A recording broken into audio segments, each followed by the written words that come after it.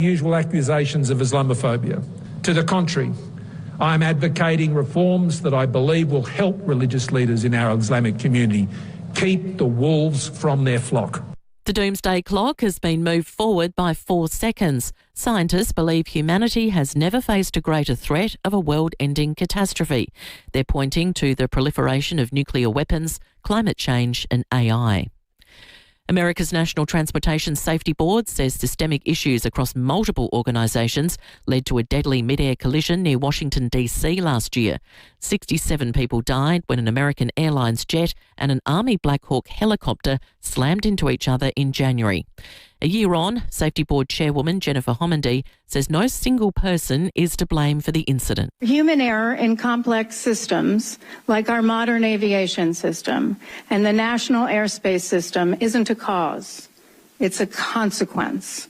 Many things need to go wrong for an accident to occur. It was the deadliest plane crash on US soil since November 2001. And it's International Lego Day. The Danish bricks are so popular, 7 sets are sold every second worldwide. Now turning to 5AA Sport. Get to Agostino Mitsubishi, Nailsworth and Mawson Lakes for the Outlander ES. Drive away from just $39,990. Here's my little Lego man. It's good morning to Tom Wren. And a very good morning to you as well, Mel. Yes, happy to play that role. Let's start. Love those movies, by the way.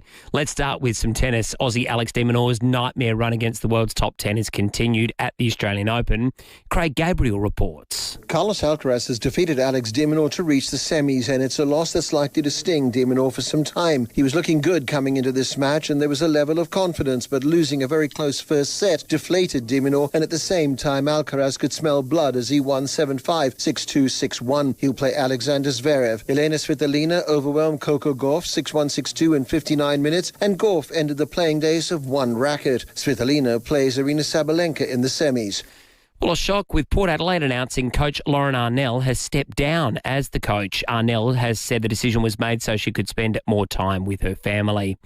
The Adelaide 36ers will take on the Brisbane Bullets tonight as they look to cement their spot on top of the ladder. The Sixers have lost 3 of their past 4 matches. In cricket, the Melbourne Stars have signed Glenn Maxwell for another 2 Big Bash seasons. Maxwell currently sits 3rd on the all-time list for most runs in the BBL, behind only Chris Lynn and Moses Enriques. The 2030 Men's FIFA World Cup final will be held in Spain, with Spain, Portugal and Morocco, who are co-hosting the tournament. And 3-time world champion John Florence has deferred his return to the World Surf Tour for another year. Ramsey Bukiam has been given his season wildcard. And that's the 5AA Sport. Now the 5AA forecast, mostly sunny 33 today, partly cloudy tomorrow 36. Friday mostly sunny back to 41, then 32 on Saturday. Right now it's 22 degrees on 5AA, always Adelaide. It all started in the back shed. Maybe it started early or late. Either way, the Olympic Industries sale means there's no need to wait. With big savings on our entire range of SA-engineered sheds, garages, carports and verandas, you can afford to start something big, tough or tasty in your own backyard. Start something with the Olympic Industries sale. On now. There's nothing quite like a sports card World Trade Day. The anticipation in the air every time you hear this. The rush of finally seeing that card you've been hunting for years. The exciting guest appearances. New cards, rare cards, NBA, AFL, soccer, Pokemon, and so much more. You never know what'll show up. So don't miss the Sports Card World Trade Day, coming soon to Regent Arcade Rundle Mall. Search Sports Card World for details. Steinborner Automotive in Gawler, Nuriutpa and Clare has always been well worth a trip, even more so with their 42nd birthday sale. Steinborner has purchased over 400 certified vehicles, SUVs and 4x4s, all with free roadside assist, and ripped $500,000 off normal prices across the range, with $1,500 trade-in bonus on all trade-ins. Plus, deals on new and demo Hyundai, Ford, Mitsubishi, Jack and Mazda. Visit steinborner.com.au. When it comes to reducing pain and rebuilding strength, Kiesa leaves nothing to chance. Our university-qualified health professionals don't just treat problem areas. They design personalised training programs using Swiss-engineered machines unique to Kiesa. These machines safely isolate the affected area, test your strength, and help rebuild your muscles for a stronger, more active and healthier life. FIVEAA, building strength with precision in Norwood and Glenelg. Live from Hindmarsh Square, it's 5AA Breakfast. David Penberthy and Will Goodings.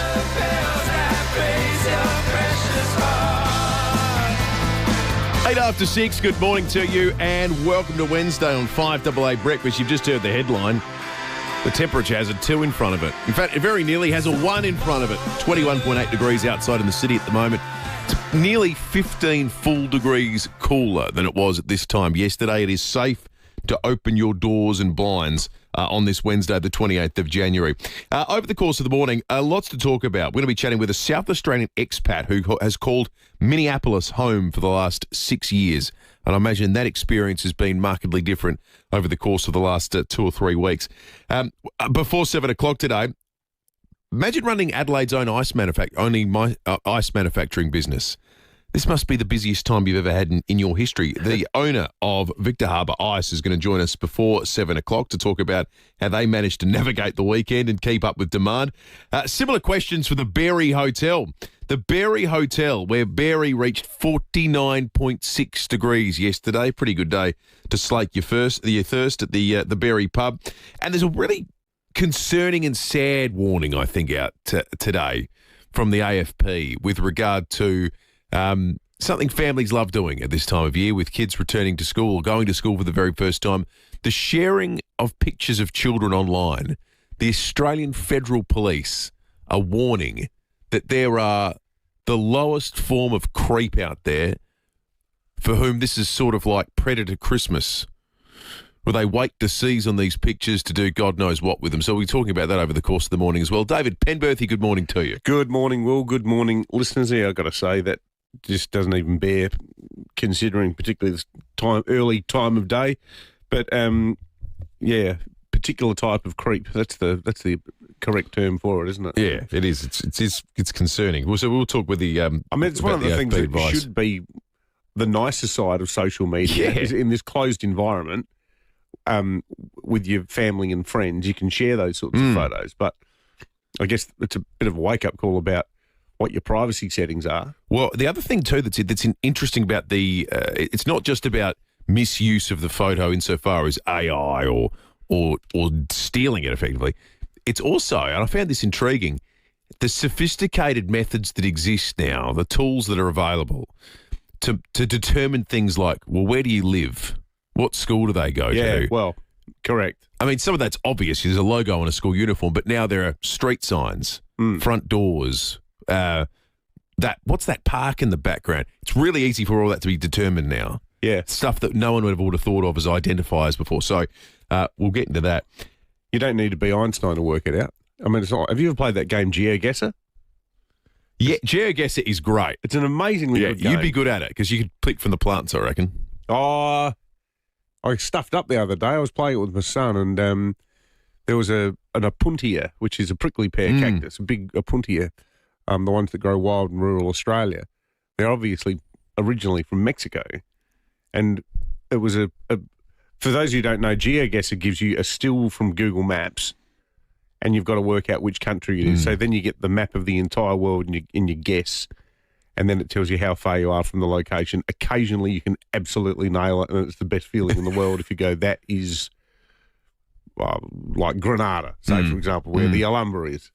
You know, if there's a dead giveaway building, sometimes you get lucky and it'll be a town in Australia, and there might even be a road sign in the background saying, hey, 128 kilometres, and you go, oh, that might be Balranald or something, you know. But yeah, no, it's a hell of a lot of fun. Yeah, it's really fun. It's good people that like geography.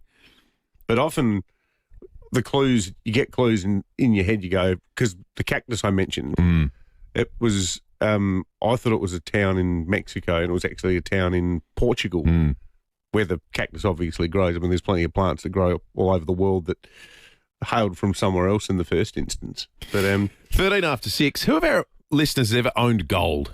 Ever invested in gold? How many people have bought gold before as an investment. It has been considered for all of eternity the most boring thing to buy.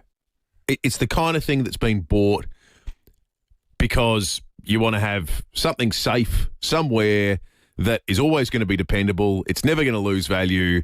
It'll protect you if everything else falls over. The price of houses, the price of everything else in the world. It's kind of always seen like a bond, like something when you were a kid, your grandparents told you to buy. And now it's suddenly become the fastest growing asset on planet Earth. It's the... Is it sold in bricks? Yeah, this is... I know precious little about it beyond what it means as something you invest in. Is there the one size, as in, the ones you see in the bank vault, like a James Bond film? Yeah, these are great questions. I'd love to know from any of our listeners, have you ever, at any point in your life, did you buy gold? And how does that work? Go to Subway where you can get a brick or half a brick?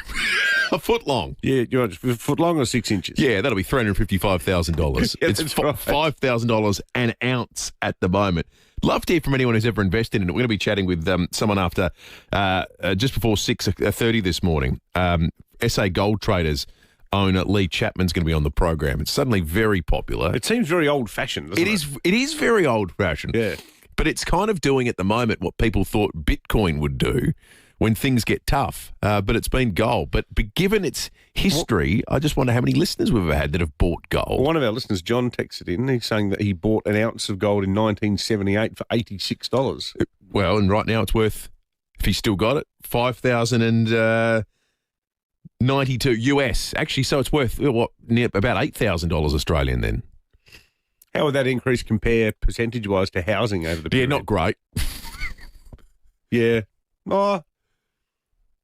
Oh, actually, no, that's pretty good. Yeah. If let's say it's 8,000, what did he pay? $80. Yeah, he paid $86. So it's gone up 100 times. You're not getting many houses that have gone up 100 times over that. 100 times in 50 years? Yeah. Is this true? Rob says it's International Lego Day. I believe that is true. Yes, it is. And being Rob, he says shops have got lots of great bargains out there. It'll be very popular, so get in early as people line up for blocks.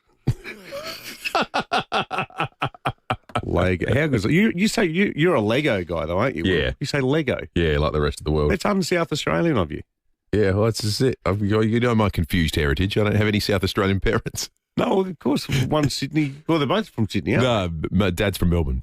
Mum's from Sydney. That's right. So I never grew up in a Lego household. What year do you reckon the first Lego block came out? 1960 something. You're probably right. The patent was made in 1958. So they had this idea that they got the trademark for in 1958. Lego felt new. Felt new in the 70s.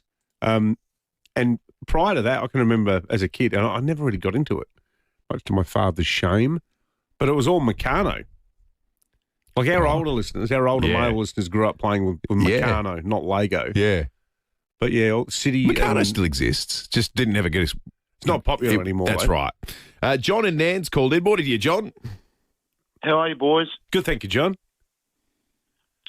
So, what happened? There was a building in the middle of Adelaide. It was a multi-storey building. I can't remember which one it was. And I went up there with my money and said I want to buy some gold.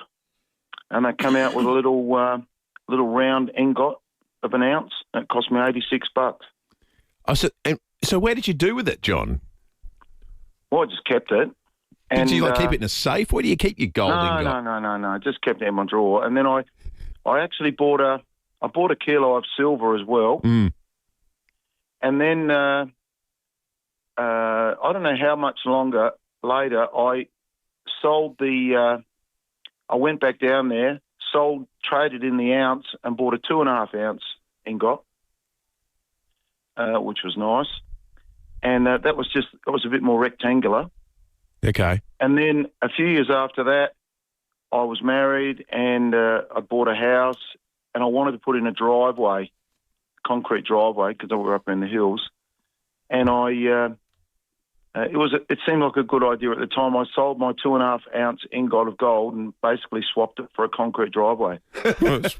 Wow. Probably not too big. I mean, you weren't to know that decades later it was going to suddenly surge, John. So it was probably a reasonable decision to make. Yeah.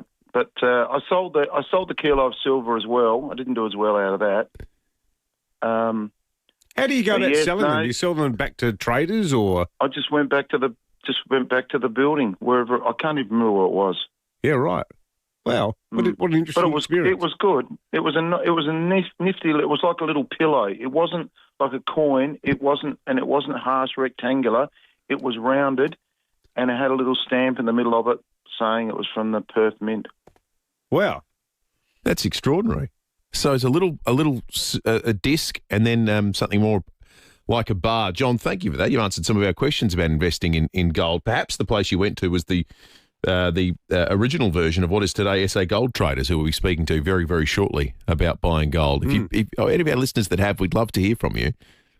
0480081395 will give us a call at 8223 0000. Let's take a quick break. Back with more shortly. This week at IGA, there's Nescafe Blend 43 instant coffee, 140 to 150 gram selected varieties, half price, $7.25 each. Can't believable prices now at your local IGA. Offer ends February 3. Participating stores only. Excludes Foodland.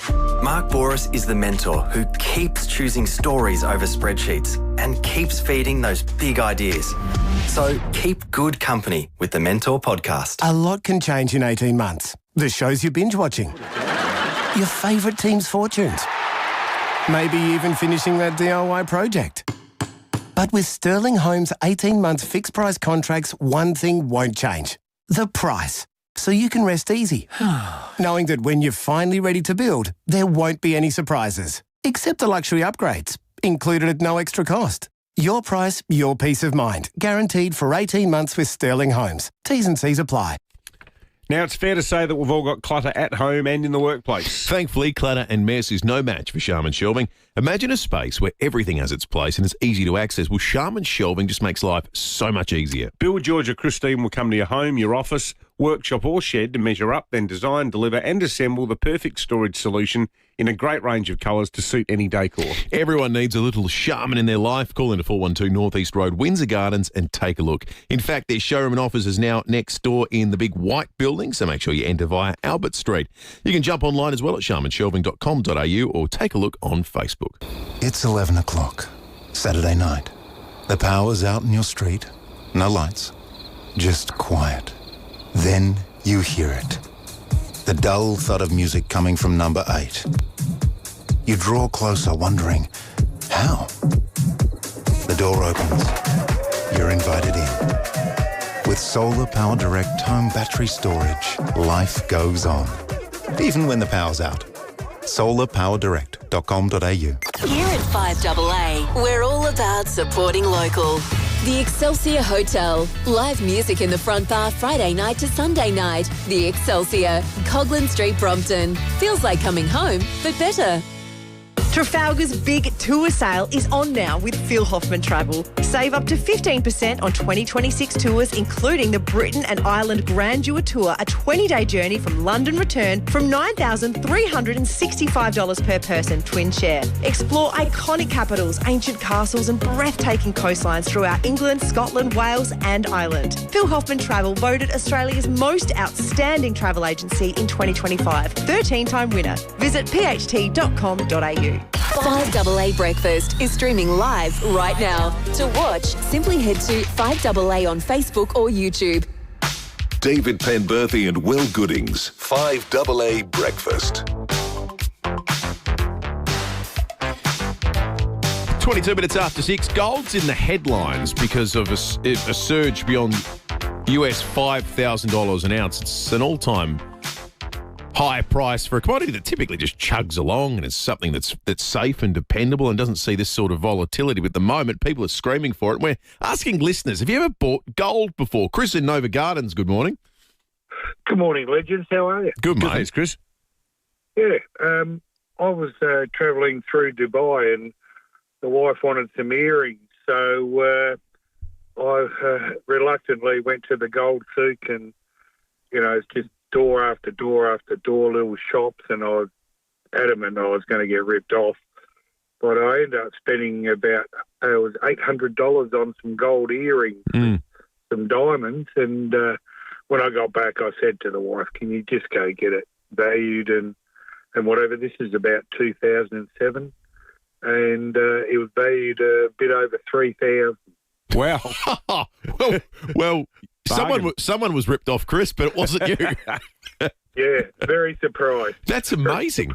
Incredible. Yeah. And she's still got them, Chris? Well, she has, and I know exactly where they are, just in case. Yeah. Well, they've probably just appreciated a bit in the last 48 hours. Thank you for that, Chris. Lee Chapman runs SA Gold Traders. Lee, good morning to you. Good morning. How are you? Yeah, we're very intrigued by this because it's suddenly the very popular, trendy trade to make buying gold. Have you guys experienced a rush at the moment? Yes, we've. It's been very crazy over the last financial year up until from June. We've basically done all of last year's trade in 6 months. Really? Wow. So, Lee, when people buy gold, we were talking before, everyone has the image in their head of a single and quite hefty gold brick, but you can buy different amounts, can you not? Yes, correct. The smallest one you can get is 1 gram, is the smallest a Perth Mint make, but you can go from 1 gram right up to the 5 kilo bars if you wish. So those bars, the ones that are the stuff of legend in movies and so forth, they're 5 kilos, are they? No, they're the bank ones. I think they're 15 kilos off the top of my head. 15. Yeah, that'd be good for a workout. Carrying a couple of them around the block. That's right. Yeah, my doctor says, "Do I lift weights?" And I said, "Yeah, sort of." How liquid is it as a something to buy and sell, Lee? Like if you buy a brick today, can I walk back into you tomorrow and just sell it? Correct. Yes, it's very. You don't have to go through a conveyancer or anything like that. It's literally money in, money out. So you basically get funds transferred into your bank account, and it may take up to 24 hours depending on who you bank with. But yeah, it's very fast. What are your clients? I mean, you must chat with some of the people. What do they do with them? Where do they store them? Are they are there special safes or places people store them? Are they all a bit like our former caller who just kept his in his top drawer? I've had people keep it in their fish tank. I've had people keep it as a doorstop. I've had people put it in a vault. We have vaulting services as well. But it's really up to the consumer where they would like to store it. But you can have a safe at home or a safe off-site as well. Mm. And Lee, what do you think, without wanting, trying to put you on the spot for some dissertation about world politics, what do you think is driving people's interest in gold? Is it just the stability, the historic stability of gold as an asset? Well, it's not old-fashioned. It's just forgotten fashion. But at the moment, you've got a perfect storm, really, because you've got industrial demand, mining demand, because we're not digging it out the ground as much as we can find it or we need it. You've got central banks buying it. You've got geopolitical instability that's driving it. So long story short, there's an over-demand and a short supply. Yeah, and right. That's going to continue. Yep. Yeah, good analysis. Fascinating chat too, Lee. Thank you for coming on at this early hour, mate. We appreciate it. Lee Chapman from SA Gold Traders. So those 15-kilo bricks then you see in the movies, I just did the rough calculations. So 529 ounces to a kilo. An ounce is $5,000 at the moment. So one of those bricks you typically would see at a bank vault would be about $2.6 million each one of them. So I actually think that's good. That's a good super package, isn't it? One gold brick. One gold brick. Yeah, you take that. That's one gold brick is just shy of the failed super tax changes. Yeah, that's right, exactly. Let's have a look at the weather. Not as big a story today, thankfully, as it was yesterday. Don't tell Jim Chalmers if you've got a 15-kilogram gold brick. You try to avoid He might try to come up with a new arrangement. Top of 33 today, which somehow sounds cool. It is cooler than what it's going to be for the next 3 days. Tomorrow, 36. Friday, we're back into the 40s, 41 on Friday. Then it drops away, thankfully, pretty quickly and somewhat dramatically. 32 Saturday and 24 on Sunday. Rug up. 27 on Monday and then 30 on Tuesday. So might make a casserole. Yeah, that's right. Much more pleasant, beef stable. Bourguignon, anyone. Hey, keep your wits about you in Morialta. Michael from Woodford has been sending through some pictures of a giant tree trunk that's fallen right across the road there. Not sure which road it is, but in the Morialta area, a huge chunk of gum tree lying there. His dog's having a bit of a look at it on their morning stroll. We'll try and get some more information about that. Let's talk sport. Tom Wren's in the studio with us. Get to Agostina Mitsubishi Nailsworth and Mawson Lakes for the Outlander ES Drive Away from just $39,990. Morning to you, Rennie. Morning, Will. Morning, David. Look, Alex de Minaur, unfortunately, 7th quarterfinal at Grand Slam level last night. He's never been beyond one. It was a big opportunity, but he ran into a player that's at the top of his game. This is how the match finished in straight sets. He's got a couple of match points. 4-2-15. Simply a sensational match from the world number one, and he goes through to his first semi-final here at the Australian Open. Yeah, audio there, thanks to Nine. That was Todd Woodbridge. So Alcaraz has won 6 Grand Slams already. He's 22, the only one he hasn't won. He's won each of the others, Wimbledon, French, US twice. It's the first time he's been to the semis here. It feels like a matter of time. I've sort of tried to sum it up as best I can. I thought de Minaur gave it his all, but it kind of feels like a 10 handicapper playing against a guy that's off scratch. They're occasionally going to have a better hole or two than them, but overall... It's a good analogy. He's trying, and I think he has improved. He might even be down to an 8 handicap compared to Alcaraz, but there's a real gap between Alcaraz, Sinner and the rest at the moment. Yeah, well, that's right. 1 and 2, and then everyone else. Yep. I saw this statistic this morning that against... For as good as de Minaur is, against Sinner and Alcaraz, his record is none from 19. Yeah. Which proves your point, doesn't it? It's not through lack of trying. It's just, sometimes you're in a heavyweight bout and you're just outmatched. So he needs to go back to the world, work out, what do I do? How do I try and take the game on differently? Because Alcaraz and Sinner, it does seem like it's their tournament, one of those two, doesn't it? We're set for that final. And you mentioned Alcaraz's age. They're not going anywhere. All roads are going to lead through them for the next decade. 22 and 24 respectively, so you're spot on. And a bit of a shock yesterday, probably 12 hours ago, Lauren Arnell has stepped down as coach at Port Adelaide. What's happened there? Well, they're saying family reasons, but it does... look, at least it's not in season, but curious timing. Because she only re-signed at the end of last year. That's right. Seems like a bit like a bolt out of the blue. And they go well. Well, they did well 2 years ago, but they were okay last season. They were better towards the end of the season, but the year before prelim. So, yeah, a bit of a strange one. Good on you, Rennie. Thanks, boys. Thanks, Tom.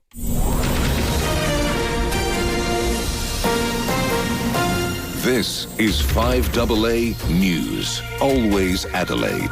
Mostly sunny and 33 today with the 6:30 news. Good morning, I'm Mel Usher. Start the new year right with Physio Extra Pilates and group exercise classes. Book at physioextra.com. The bushfire emergency continues in Victoria after a day of record heat.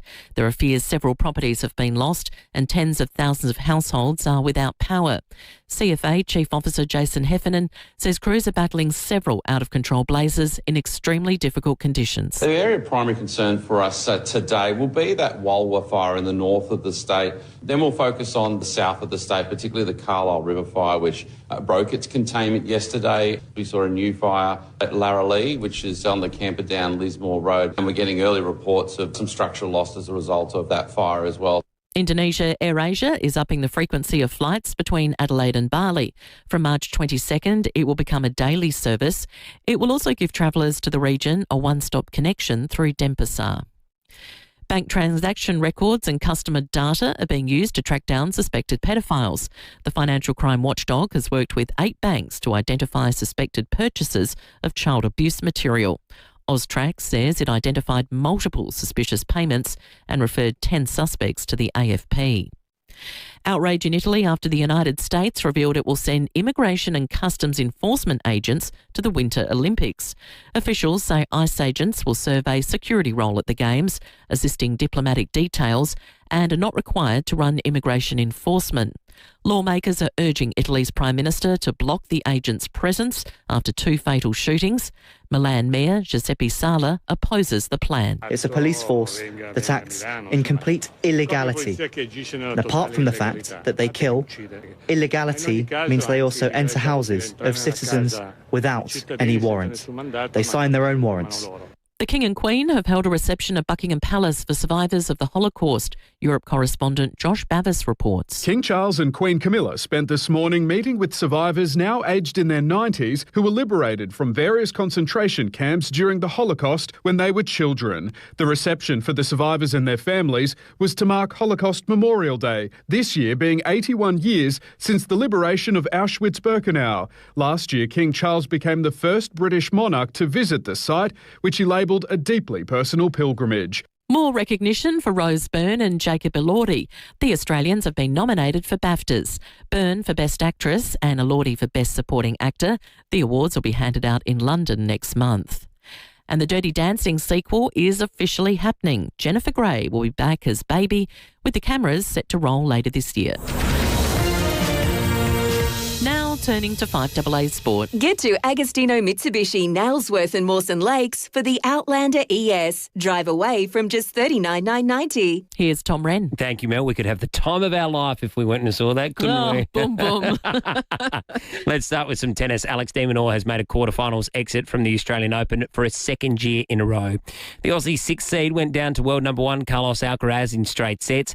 He says it's deflating to keep falling just short against the biggest names. At the Australian Open, I've lost to, Rafa, Novak, Yannick twice, now Carlos. I'm not losing too many matches to players I possibly shouldn't lose to, right? So, yeah, you just got to keep on moving. Alcaraz will take on Alexander Zverev in the semis. To football, Port Adelaide is looking for a new women's coach after Lauren Arnell announced she's stepping down for family reasons. Arnell has been in charge for 4 seasons. Meantime, Western Bulldogs midfielder Riley Garcia will be sidelined for the start of the AFL season with a hamstring injury. The 24-year-old will miss at least 12 weeks after suffering a bad tear to the muscle that required surgery.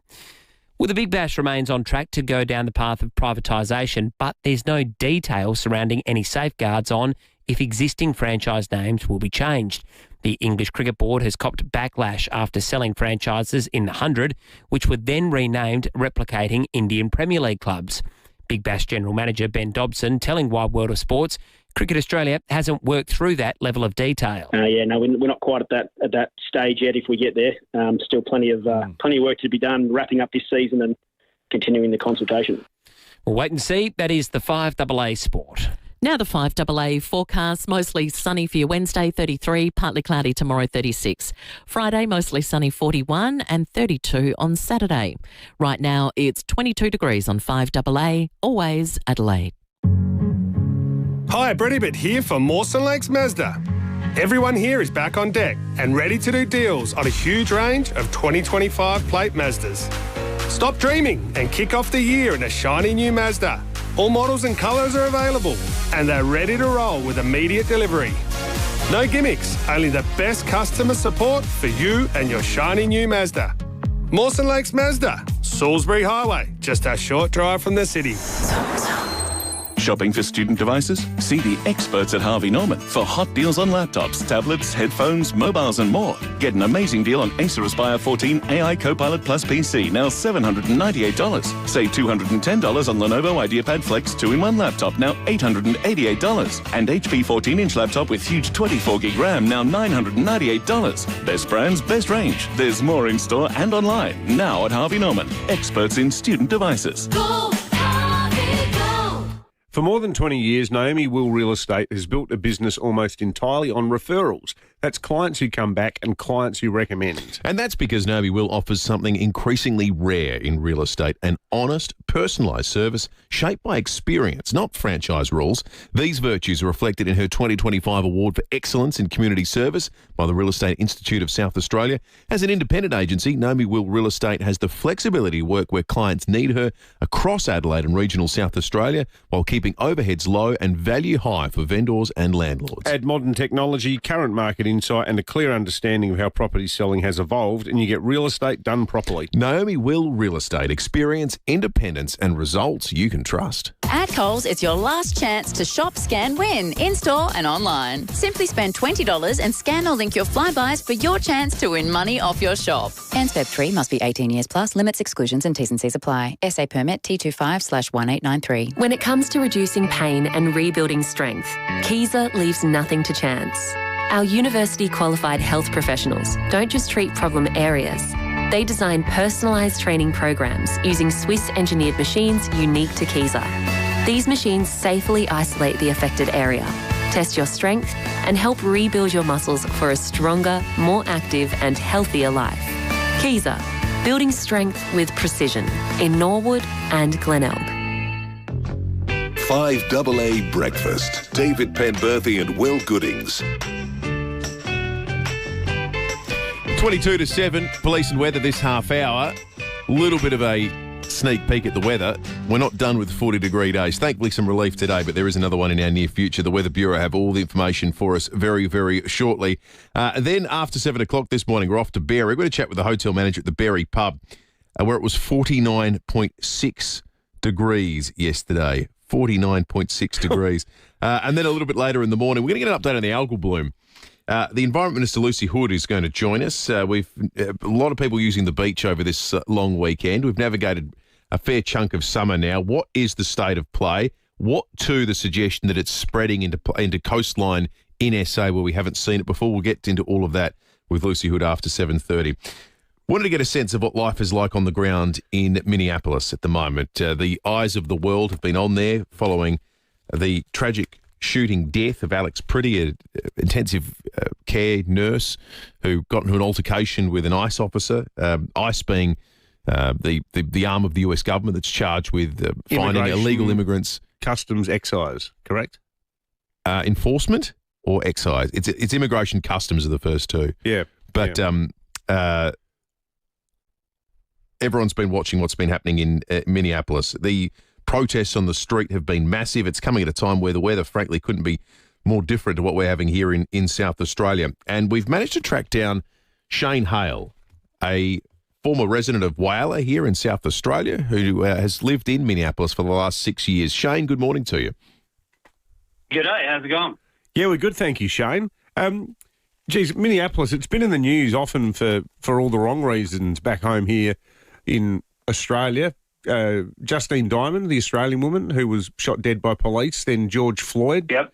And now the last month with the ICE raids. What's it been like living there? Well, normally it's really nice. I mean, it's a great place to bring up kids and, really, really nice. Although I was listening to your weather and it's a little different. It's minus 13 here at the moment. but it's a quiet, nice place to bring up kids. But so this is kind of surreal, having masked, armed sort of people running around and picking people off the street. So it's, it's very, very surreal, a little scary. But, also, things are just kind of going on anyway, normally. So it's really weird. I guess the thing is, the reality in a lot of the big cities in the US is that there would be specific parts of town where I'm presuming you don't live, which would be the areas where there's giant clusters of Latinos who in the case of these ICE raids, are the focus of a lot of what they're doing. Yeah, actually, a little bit, although, Minnesota is pretty multicultural. There are sort of concentrated areas. I think actually what you're finding here, though, is it's not so much the Latinos, although that's obviously a big issue.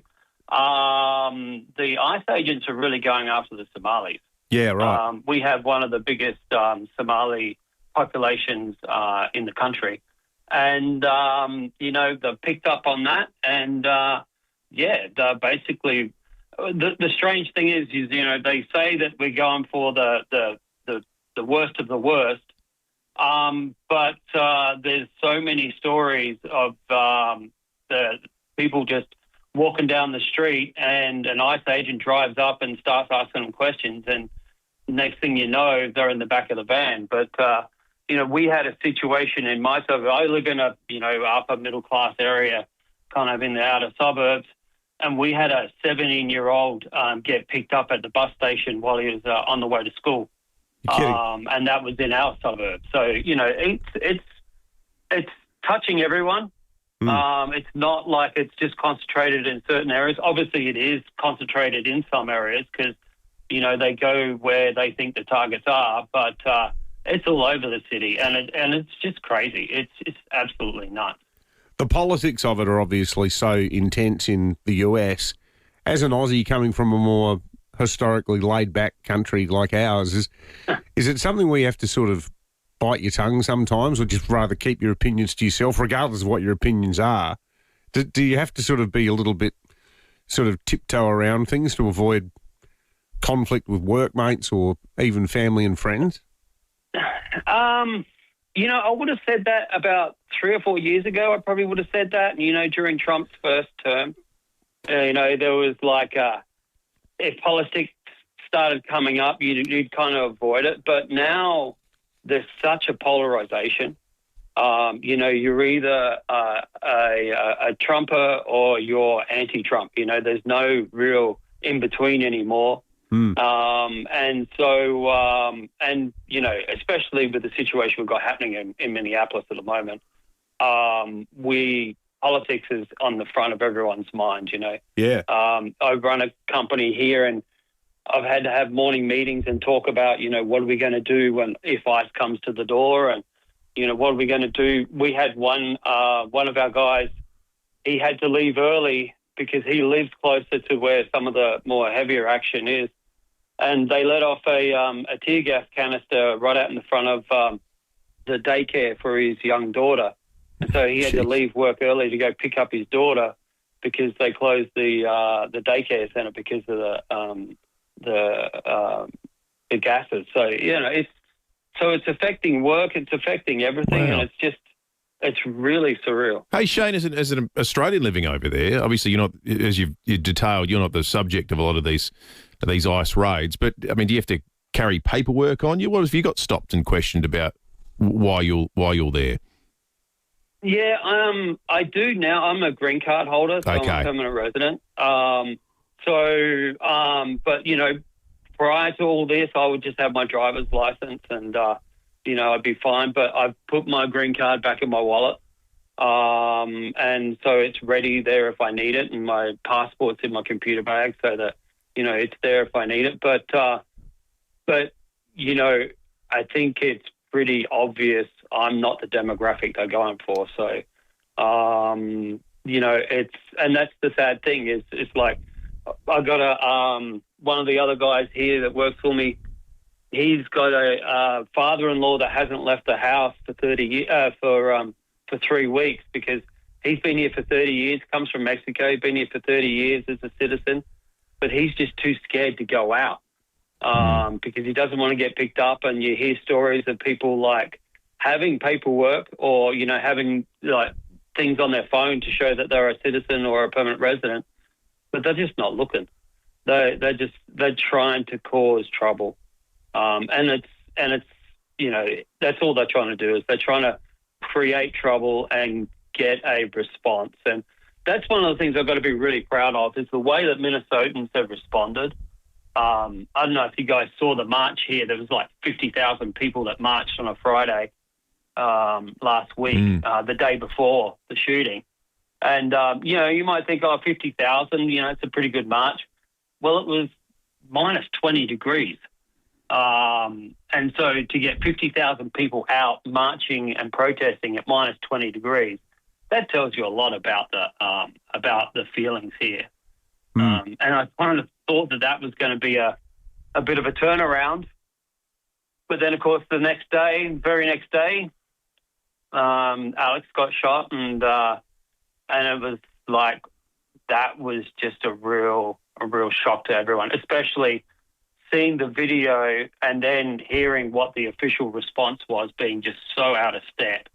It was just so obvious that, there's more politics in here than reality. So, well, Trump seemed to try to change his language a bit on that, and they've been trying to walk back the claim that he was it was an act of domestic terrorism.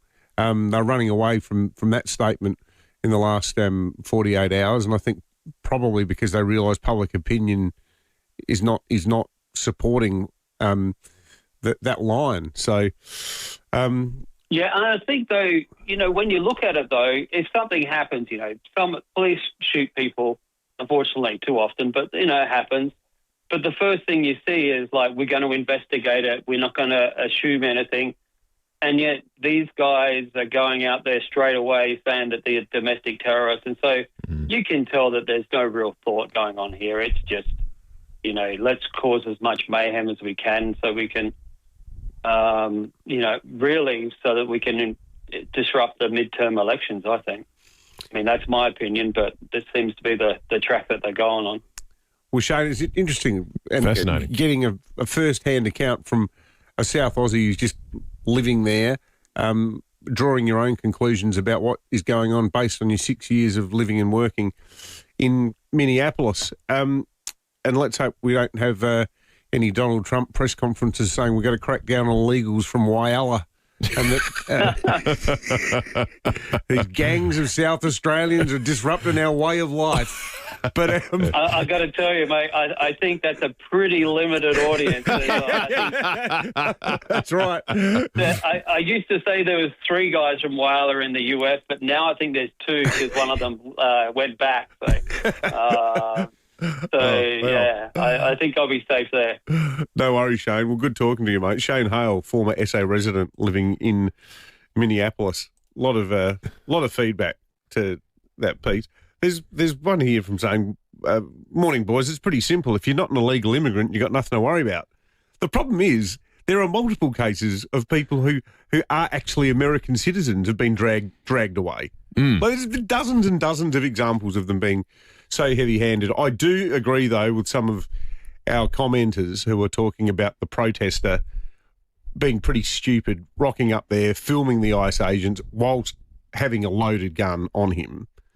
But you know what's interesting? The Republicans are split about this. A lot of Republicans are saying, hang on a minute, since when has carrying a loaded gun been grounds for the cops to shoot you? I think that feels like a very Australian perspective. Imagine rocking up to an event with a gun. Well, I wonder who doesn't have a gun on that street in a city that has concealed carry laws. Yeah. You're allowed to, like the NRA's official line is everyone's allowed to carry a loaded gun. Feels like everyone should be allowed to carry a loaded gun. In Australia, yeah, you turn up to an event with a gun, you're probably there to cause trouble. Yeah. In America, large parts of America, you turn up anywhere with a gun, you've just left your house. But you know what I can't stand? I don't know why anyone in Australia is barracking. Yeah. About this. Like, it's not our fight.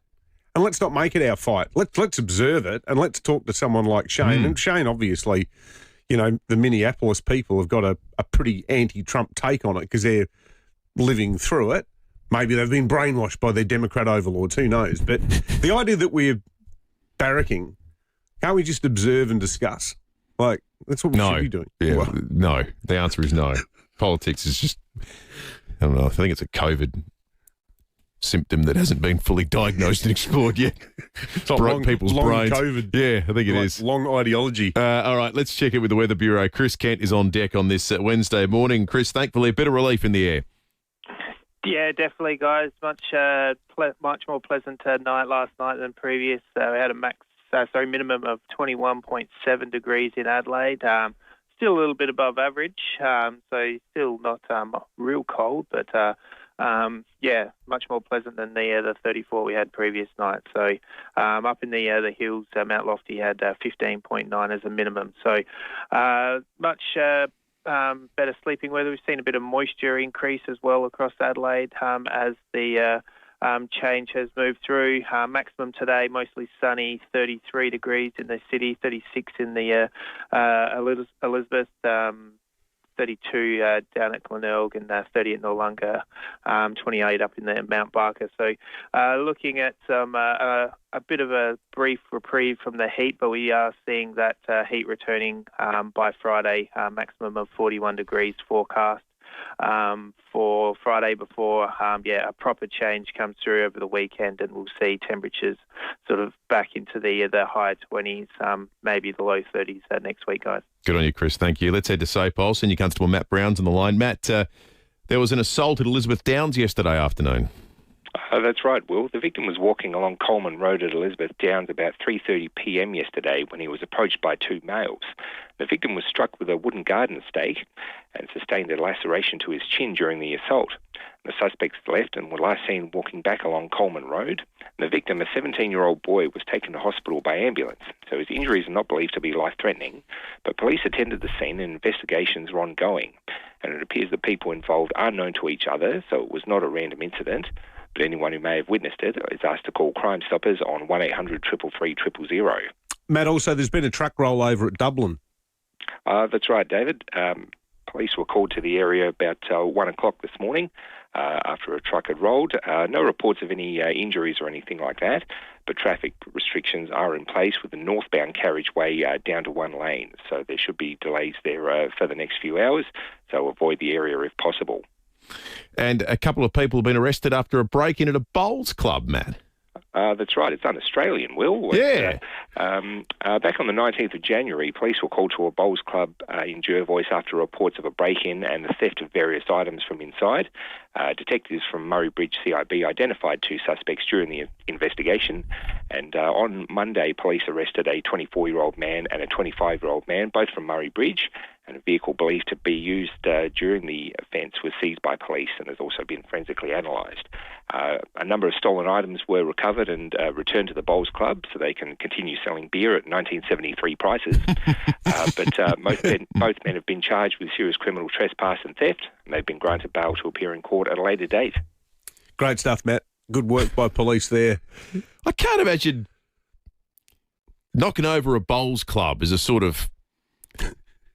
I can't imagine the returns are great as a prospective criminal. No. You know, it's not like Fort Knox. No. Or that jewellery store that we saw overnight where they pinched $1 million worth of diamonds and so forth.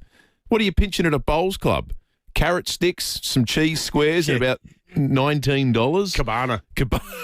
Cabana. You're not going to find a gold bar in there, are you? I would have thought. I tell you what, Jeff Teague found a gold bar. He sent us a photo of himself holding an 11-kilo gold bar from the FIVEAA gold mine in SA in 2016, now valued at $2.88 million. Wow. Should have kept a hold of it, Jeff. That would have been good. I'll tell you what, ice was like gold over the weekend. If you get your hands on it and keep it frozen, it made your life a lot more bearable. There's one place in South Australia that makes ice, Victor Harbour Ice. Barry Starkey is the owner and joins us now. Barry, good morning to you.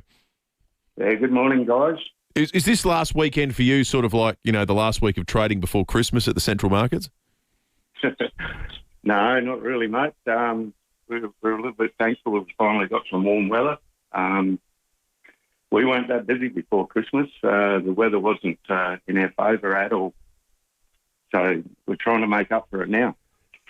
So it was a pretty quiet Christmas, Barry, being milder, and New Year's was quite cool as well, wasn't it? Yeah, it was, mate. Our sales were down a fair bit on previous years, mainly because of the weather. But yeah, we've just got to take it as it comes, really. Yeah. I suppose a week like this is perfect, where you do. I know I bought 5 bags of ice on Saturday. I bought 2 more on Monday. You know, when you get the sustained heat, people get into the rhythm of buying it a bit more, don't they?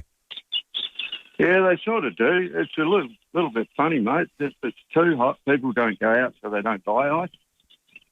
What you need is around about the mid-30s. That entices people to go down the beach, have barbecues, and that's where they get their eskies, and of course with eskies comes ice. Who are your biggest customers, Barry? Is it hotels and petrol stations and things like that? Mainly petrol stations, this time of the year, caravan parks, liquor outlets, and we're starting to get into where the houseboats are starting to run, so they have a bit of a run on for about 2 or 3 months before it gets cold. But yeah, mainly the liquor outlets are our biggest customers. Service stations have a big impact as well. Yeah, sure. How many bags of ice would you sell over a course of a really hot week like we've just had? Oh, I'd probably say around 8,000-10,000 bags. 8,000-10,000 bags, yeah, right. Yeah, that's not huge for us. We have had bigger weeks, but in the last week we should around about 8,000 to 10,000 bags. Yeah, right. We were talking the other day, Barry, when it was stinking hot, 45-degree day, about the worst jobs to have. You'd have one of the better jobs, I'm guessing, for a hot day. You could always find plenty of respite from the heat. Yeah, a lot of people say that, mate, but realistically, on a really day, you're in the aircon and then you're out in the hot sun putting bags from the transport vehicles into the cabinets, and then you're back in the aircon, then you're back in the heat again. It's sort of not as funny or as good as people think it is. And it'd be physical work too, so you're not exactly relaxing, are you? No, not really. Yeah, you sort of got to unload two bags at a time, which is 10 kilos. Otherwise, it will take you all day. How did your power bill go, Barry? You can have it any time you like. Crikey, it must be tough running a business like yours over the last couple of years with bills going through the roof. It's been extremely painful because that's our biggest that's the biggest chunk of our profit gone through the power. We would spend somewhere between $60,000 and $80,000 a year on power. Crikey. And yeah, even though we have got a 99 kilowatt system on the roof, we still get these hideous bills. Amazing. Great chatting to you, Barry. Yeah, fascinating. God's Country, Victor Harbour.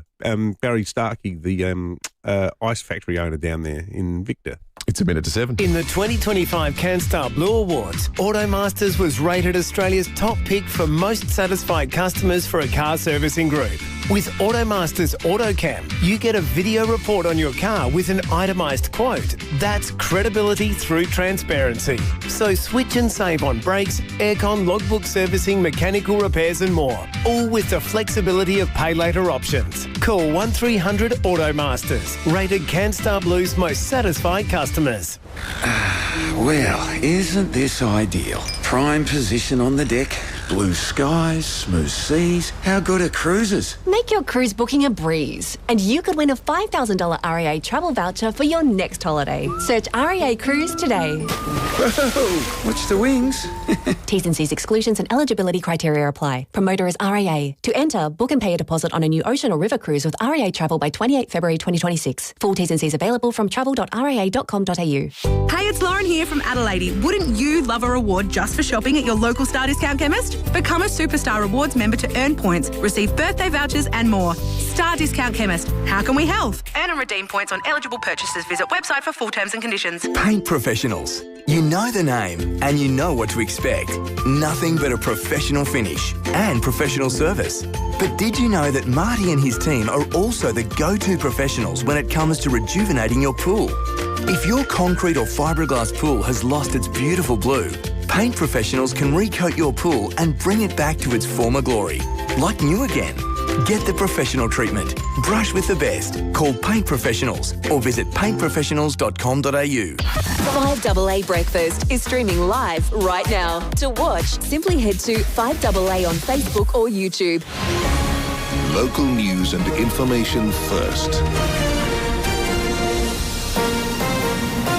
This is 5AA News. Always Adelaide. Mostly sunny, 33 today with the 7 o'clock news. Good morning, I'm Mel Usher. Getting fit, your New Year's resolution? Book a Pilates and group exercise class at Physio Extra. 6 locations. Police are at the scene of a truck rollover at Dublin. It happened on Port Wakefield Highway around 1 a.m. The driver was taken to hospital for minor injuries. The northbound carriageway is down to one lane with speed restrictions in place. One Nation's Pauline Hanson is a more popular choice for Prime Minister than Susan Lee. A new Demos AU poll finding 26% of Australians back Hanson to lead the country over the opposition leader at 16%. Senator Hanson says it's clear her policies are getting through to voters. That coalition vote is both of them combined. That's the Liberal National Party. So we're way ahead of both of them. That's two parties combined, their preferences. Anthony Albanese led overall at 36%. A former Prime Minister says imams face a post-Bondi reckoning as Christians did after the Child Sex Abuse Royal Commission. Scott Morrison is urging strong religious reforms, wanting Muslim leaders to accredit preachers, translate teachings into English and clamp down on links to foreign Islamist groups. Speaking at a major anti-Semitism conference, Mr Morrison is urging policy intervention. Through the Royal Commission into Institutional Responses to Child Sexual Abuse, accountability was rightly imposed on these institutions and reforms followed. While strong structures exist for most Christian and Jewish denominations, the governance of Islamic institutions, religious institutions in Australia is inadequate and requires urgent reform. Crews battling out-of-control fires across Victoria have faced strong wind gusts. One of the main fires in the Otways in the state's southwest has broken containment lines, destroying several properties. There are also large power outages. Well, as children return to school for the new year, parents are being urged to refrain from posting their photos online. Mia Glover has the story. Child safety experts and federal police are wanting to warn parents about the dangers of posting back-to-school pictures to their social media. They say posting an innocent picture of your child in school uniform can reveal much more than you realise, like the school logo, the school name, the street where the school is, and also the street you might take to get to that school. All could be used by online predators. The most alarming is the use of AI apps manipulating those innocent pictures into something much more sinister. A turnaround for Boeing's finances. The aircraft maker has announced a quarterly net profit around $8 billion. It's only their third quarterly profit since early 2019. 2 fatal crashes and the grounding of planes in recent years impacting their bottom line. Neil Young has taken a public swipe at President Trump. He's gifted his complete music catalogue to Greenland for free.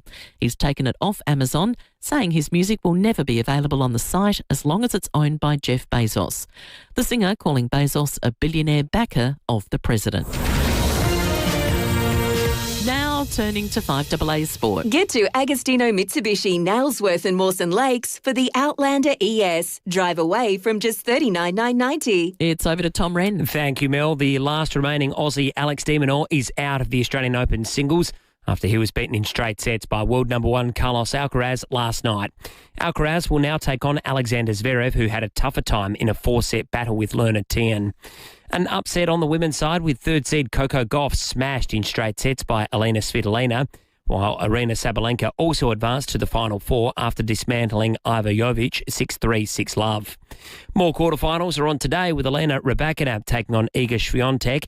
Jessica Pegula is up against fellow American Amanda Anisimova. While on the men's side, it'll be a mouth-watering affair between up-and-coming Italian Lorenzo Musetti, who'll take on the king of the Australian Open, Novak Djokovic, while defending champion Yannick Sinner will play against another exciting talent in Ben Shelton. Let's get to soccer, and Adelaide United hero Brodie Burkett says he owes a lot to coach Anton Andrioli. The 19-year-old scored a hat-trick against Brisbane on Friday night and worked with Andrioli when he was in charge of the youth team. Burkett telling Rowie and Timmy G he's been a massive help. Been really patient with me. He's brought me on from an MPL club, and I was in the youth team for about 2 years, and I had a lot to learn, obviously, and he had a lot of belief in me. Adelaide United host Macarthur FC on Friday night. Well, Port Adelaide coach Lauren Arnell has stepped down from the job, citing family reasons for giving up the job after 4 seasons in charge. Meantime, Swans captain Callum Mills is ready to return to full training after playing just 19 games across the past 2 seasons. Big Bash General Manager Alistair Dobson admits Cricket Australia is still working through what potential privatisation of the league looks like. Meantime, the Sydney Thunder has re-signed rookie bowler Ryan Hadley for another 2 Big Bash seasons. And that's the 5AA Sport. Now checking 5AA traffic. Morning there. If you're heading towards Dublin, truck rollover to look out for this morning. Port Wakefield Road near Old Port Wakefield Road. She's down to 1 lane. Wayville, urgent electrical works getting sorted at the moment. Greenhill Road near Goodwood Road. But having a quick look at the map, you shouldn't have too many problems there. No great delays. And look out for those road closures around Victoria Square for the pack down of the tour down under for another year. Getting busy, South Road, Marlin, kind of normal this time of morning, and Camera Port River Expressway, Wingfield. Quitting vaping can be hard, but possible with support on your side. Download the new My Quit Buddy app or search Give Up for Good. This message is brought to you by the Australian Government, Canberra.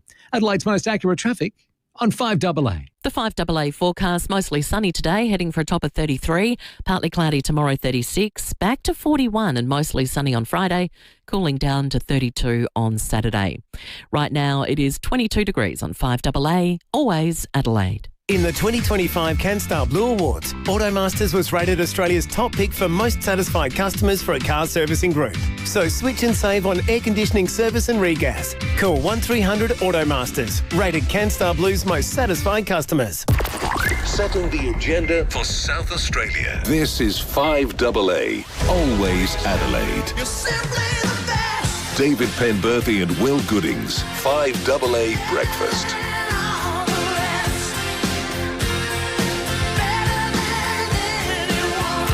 7:08, and good morning to you. If you're joining us for the first time on this Wednesday, the 28th of January, much more pleasant outside at the moment. 21.9 degrees outside of the city. Top only of a 33. Only a brief reprieve, though, Will. It is. We're going to be talking about it again all Friday when it's 42 again. Who knows, it might be more than 42. It could well be. The good news is after that, though, 32, 24, 27 for the weekend. So everyone's doors and windows can open and we can decompress a little bit. Coming up over the course of the next hour on the program, the Environment Minister, Lucy Hood's going to join us. We'll get an algal bloom update, some concerning reports about potential spreads to other parts of South Australia. But how's it played out on metropolitan beaches over the bulk of summer? Has the heat had any impact whatsoever on the bloom? We'll get the latest science from the Environment Minister after 7:30. And before 7:30, the rumour file opens up. If you've got a rumour for us, we have some Thorn-Clarke wines for you. The Shotfire range, a triple pack. Thorn-Clarke wines, boutique, family-owned and Barossa grown, thornclarkewines.com.au. If you've got a rumour, you can stay totally anonymous. 8223 is our number. Call Inspector Paddy and M, and we'll get those rumours to air. Some really cracking ones towards the end of last year, and looking forward to hearing your rumours in the next 15 or so minutes. Really disturbing story on the front page of the Advertiser this morning with regard to what is a happy tradition for families at this time of year, using social media to share photos of young kids on their first day of school, their first day back at school. Nice way of keeping the community and all your friends, you sharing, so-and-so's child, they've grown up or they've shot up. It's actually, as you said earlier, I think, it's a nice part of social media usage. Well, it's under siege from people who would use it for unimaginable reasons. The AFP have put out a warning this morning about people posting images on social media for a couple of issues. The potential curation of child exploitation materials, but also people who now can use fairly sophisticated tools to determine locations, where you live, where kids go to school and so forth, by things in pictures you might not immediately imagine give away markers of where you are. Things like public parks or doors or buildings that you think are fairly nondescript but can be used to determine where young people are. We're joined now on 5AA Breakfast by ACU, Institute of Child Protection Studies Director, Professor Daryl Higgins. Professor Higgins, good morning to you.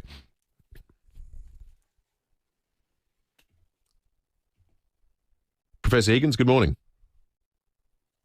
We don't seem to have him. Morning. Oh, can you hear me? Yes, we've got you. We've got you. I'm sorry. Thanks for having me on. Not at all, Professor Higgins. Thank you. Will was just rattling through all of the various threats, and obviously they have been well documented.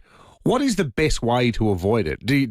Would you recommend the absolutist sort of zero risk path of just not getting involved in social media at all, or rather, given that it is sort of the way of the world these days, and we've often got friends and family interstate, is it all about your privacy settings?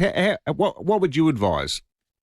Yeah, look, we do need to take a balanced approach, and we absolutely have to understand that parents, really want to, for good reasons, share those first day of school moments. They are incredibly meaningful, and so we don't want to say don't do it. What we want to do is say share it in ways that don't also share your child's identity, their routine or their location. So it's about prioritising those kind of choices that are going to protect the privacy of children without taking the joy out of parenting.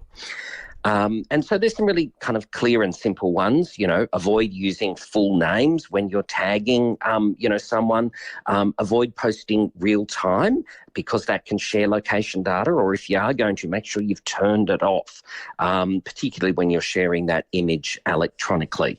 But also think about the settings that you have on your social media accounts, so have private sharing options where possible. So those kind of things help to really keep children safer. The other thing, as you mentioned in your introduction, is about what else is in the background, so clearly having other children in the background is something you need to be talking with them and their parents about, but also having, clearly identifiable landmarks is one of those ways that can give away location information that we might not be front of mind thinking about. Is there a question here, or is there a conversation around privacy settings on social media accounts, do you think, as well? So many people are public. I think most of my social media is quite public, and anyone can get to it. Should we be trying to create more closed communities when it comes to what we share? Well, I think part of it is we have to call social media companies to account, and one of the ways we can do that is to advocate, as the e-safety commissioner does routinely, is to have kind of privacy as the default setting. So yes, it's fine for people to choose to turn that off, but we need to know about what are the risks. So are there some warnings if we choose to go beyond that default privacy kind of settings, that these are the kind of ways that people might misuse that information, and that needs to be done in a really low key but clear fashion. We don't want a 10-page terms and conditions, which we know, how many of us read those big long things, but there can be routine kind of warnings. So if you've turned off your privacy settings, do you, every couple of days, get, at least for the first few days after you've turned it off, do you get some little pop-up notices saying, do you know that these are the kind of harms that might accrue if you don't pay attention to privacy settings? And unfortunately, tech companies get away without doing that because we as a community don't value our privacy, and we don't actually see the risks. And, you had in your introduction the phrase unimaginable reasons, and that's part of the problem, is that we actually do have to imagine these reasons. We do have to imagine what somebody else might do. We need to understand how grooming for the purposes of sexual abuse can occur, and how tracking down information about a child and their location, their friendship group, their connections, their places is really, really important. I think too, Professor, is one thing for parents in the slightly older age bracket, like I'm in my mid-50s, but I've still got kids at primary school. People from my generation, we're not digital natives. It arrived late in our lives. We had no internet at school, no social media when we were young. So I think maybe the onus is on us to become a little bit more digitally savvy, because, I don't really know what I'm doing with things like Facebook. I've got it. I've never put a photo up on it. But the mere fact of having it, I know other people post pictures, that friends of mine who know how to use it, they put stuff on it, and I'll see things that pop up in my feed. But yes, we need to become a little bit more educated, because I don't really got the faintest idea what I'm doing with it. Absolutely.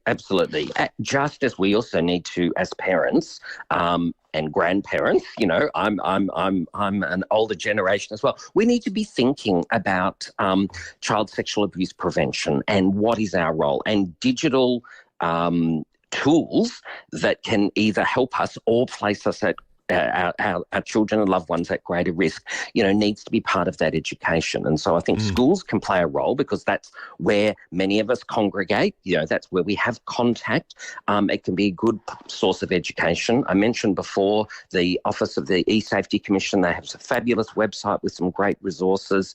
The Raising Children Network have some fantastic resources as well. So yes, we do need to be taking the opportunity to get ourselves educated about tech, get ourselves educated about child sexual abuse prevention, but also agitate for our school to do more. Is there strategies that our school could be doing to help keep us informed about, both the benefits and the risks of some of these new ways of engaging and sharing, particularly within the school community, having some, established kind of principles or ways of communicating about the children in our school can help keep everyone safer. Yeah, absolutely. great advice and interesting stuff, Professor Daryl Higgins from the ACU Institute of Child Protection Studies. It's really sort of both second nature, but also something that plays on the back of your mind with things like school sport, where it's like, let's get a team photo of the kids, and you put it up on your sports app, but then someone can get the photo and just stick it up on their Facebook page, and here's my kid, but there's all these other kids in there. And, on the face of it, it's all completely innocent, and it's pretty sad indictment of the way of the world, isn't it, that you even need to discuss these things? Completely. It is. But as the professor said, unfortunately, we do. It's 17 minutes after 7. We're going to check traffic and come back with more in a moment, including the rumour file. It's about to open. 8223 is the number. If you've got one for us, we might just have a Thornclark shot fire range for you. 3 quality wines from a wonderful winery in the Barossa Valley. 8223 is the number. Get calling now. Let's check traffic. Morning there. Heading towards Dublin this morning, a truck rollover to look out for. Port Wakefield Road near Old Port Wakefield Road. She's down to one lane. Wavell, urgent electrical works to look out for this morning on the drive-in. Green Hill Road near Goodwood Road. And road closed in the city for the tour down at Packtown Road, Victoria Square. Quite busy at the moment. South Road, Anzac Highway. Quite slow. Brighton Road, Brighton. With a camera south towards Wingfield. Spotlight's $5 million clearance sale is on with selected curtains from $40 a pair. Yes, from just $40 a pair. While stocks last, at Spotlight, exclusions apply. Adelaide's most accurate traffic on 5AA. 5AA Mornings with Graham Goodings. Is there any wonder the average Australian is disillusioned with the state of politics in this country? Across the political spectrum, voters see dysfunction rather than leadership. Major parties are consumed by internal divisions, factional power plays and short-term tactics. Graham Goodings. Cost of living, housing affordability, energy security and immigration integrity seem to be pushed into the background. Weekday mornings from 9 on 5AA. Always Adelaide. Some things are worth waiting for, like tickets to your favourite concert, waiting for a nice bottle of Red to breathe, or waiting for the kids to finally unpack the dishwasher. But waiting to get your air conditioner serviced just before summer or winter really hits? It's just not worth the pain. Get in touch with Morford Air now for servicing or a new system. Put it at the top of your to-do list. When it's too hot or cold to bear, reach for the Morford Air. morfordair.com.au. Morford. Summer's here. Time to get your new Woolco pool blanket. Made from quality materials, a Woolco pool blanket will keep your pool clean, warm and reduce evaporation. Uncover the savings now. Visit woolco.com.au. Whoopsie-daisy. Book a cruise with RAA Travel and you could win a $5,000 RAA Travel voucher for your next holiday. Their travel agents make booking a breeze with smooth seas, everything in one place, and someone else taking care of the details. All you have to do is switch off and enjoy. And then when it comes to planning, they'll help you choose the perfect cruise and organise everything from start to finish. You need RAA to organise your papers. I did. I had them all in the wrong order. We love the RAA. Search RAA Cruise today. T's and C's, exclusions and eligibility criteria apply. The promoter is RAA. To enter, book and pay a deposit on a new ocean or river cruise with RAA Travel by February 28, 2026. Full T's and C's available from travel.raa.com.au. Hi, Brett Ebert here for Mawson Lakes Mazda.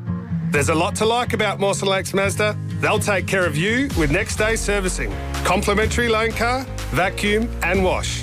And your breakfast or lunch is on them. Your car gets the love too with their state-of-the-art service centre, brimming with top-trained mechanics.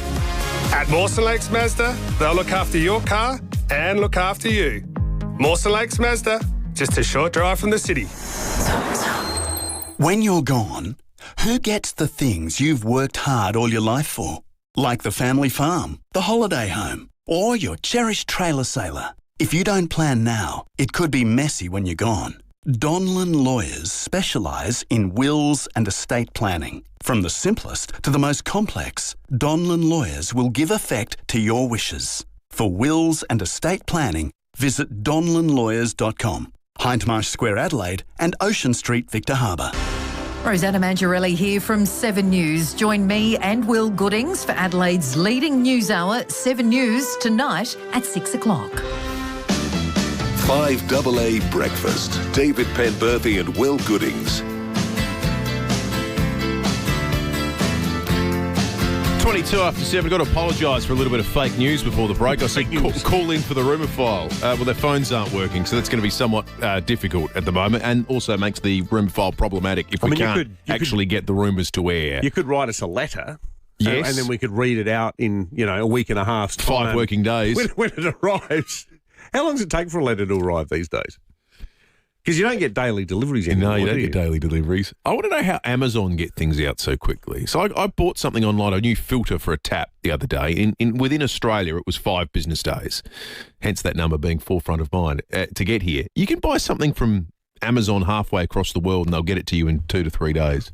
The distribution network is just unbelievable. Well, this is why Australia Post are going to build that massive of course, processing centre using artificial intelligence and all of that out where the old Holden factory That's right. It's going to be gigantic. Biggest one in Australia. 49.6 degrees yesterday in Berry. Good temperature for a drink. Or was it? The manager of the Berry Hotel, Jeremy Sweet, joins us. Jeremy, good morning to you. Morning, gentlemen. How are we? We're well. Is it too hot to even go grab a beer in that weather? It's pushing it. I must admit the lemon squashes went fairly well to start with the day, that's for sure. There must be a sort of sweet spot. It's a bit like the ice guy we were talking to earlier, Jeremy, but there must be a point where suddenly you see the numbers surging, but does it get to a point where suddenly people just go, no, I'm not even leaving the house, I'm staying home? No, they still come out and had dinner with us, and the tradies still come in for their 3 o'clock knockoff, which was refreshing to see. We did have an event over the weekend where it was 45 with a few thousand people on the riverfront, and they were definitely coming in their droves that day. So what was it like, this heat? I mean, we know the Riverland obviously has always got hot in summertime, but did it feel uniquely boiling this week? I must admit, it was hot, but, I mean, my girls still trained basketball last night. So, still took the daughters to basketball training in 49-degree weather. I'm not quite sure if the air-conditioned stadium was sitting about 30 degrees, so it wasn't too bad. I think when Weather Zone shows it as a purple temperature number instead of the red one, everyone gets it's a little bit hotter. So how is life in Berry? I haven't been to Berry for years. I've got to get back up to the Riverland. Absolutely love it up there, but it's become a bit more touristy, hasn't it? You've got a lot more food and wine destinations popping up, and I know that the pubs are at the forefront of a lot of the excellent gastronomy in the area. Yeah, the community hotels in the region really do a good job, and then the local producers. I mean, the food and wine that we've got second to none in the Riverland, and we're keeping it all alive in 49-degree weather, which is fantastic. Well, mate, you've got a couple of days of respite before it fires up again on Friday. We're going for 41 here in town, so you'll probably exceed that easily, I would imagine. I think we're 41 today too. So, I mean, I didn't hear the radio this morning, but I'm not quite sure if 41's a cool change, but we'll definitely take it. I think it is. It's almost 9 full degrees from where you were yesterday. Unbelievable. Might need the jumper. Geez, you wouldn't want to be changing a keg or carrying one downstairs. Oh, it was warm outside. Let's not sugarcoat it. It was definitely hot in the Riverland yesterday. Yeah. Beautiful part of the world, though. Good on you, Jeremy. Good to chat with you, mate. Thanks, gentlemen. Enjoy. Jeremy Sweet, the manager of the magnificent Berry Hotel in a beautiful part of South Australia. Now, I think the phones are working. Yes, we're back. So should we get a rumour going? 8223 0000 is the number. Get calling right now if you've got a rumour for us. We have Shotfire wines to give away for you. The wonderful Shotfire range, thanks to the great people at Thorn Clark Wines in the Barossa Valley. If you call in now with a rumour, it could be you that walks away with that triple pack of wines. Boutique, family-owned and Barossa grown. thornclarkwines.com.au. 26 minutes after 7, the rumour file is officially open. 8223 0000 is the number. I got sent a rumour the other day about what was described as a clandestine meeting between the Premier of South Australia and the head of the Nurses Federation, Elizabeth DeBars, happening in a very out-of-the-way location. They got plenty to talk about, those two. They do, and they did it. I'll just read it out. In Fullerton on Saturday of the long weekend, mind you, hot day, and things got hot at this meeting apparently. Elizabeth DeBars and two other women met with the Premier and had what was described as serious and animated talks. Mr. DeBars dominated much of the conversation. The Premier did some talking. There was tension that was palpable. The venue was really out of the way. Fullerton's an interesting spot for this to take place. There was no one in the area. Saturday of the long weekend. And it was very frank. And someone with a keen eye saw the entire thing unfold. Now, timing's interesting, election campaign. We know how prominent health was 4 years ago at this time, and there is an EBA meeting, discussion and negotiation going on at the moment. Correct. Maybe the conversation went along the lines of, listen, if we don't get a decent offer from you guys, the last thing you would want is a massive fight with the nurses in the midst of the election campaign, given the huge public goodwill that exists towards nurses.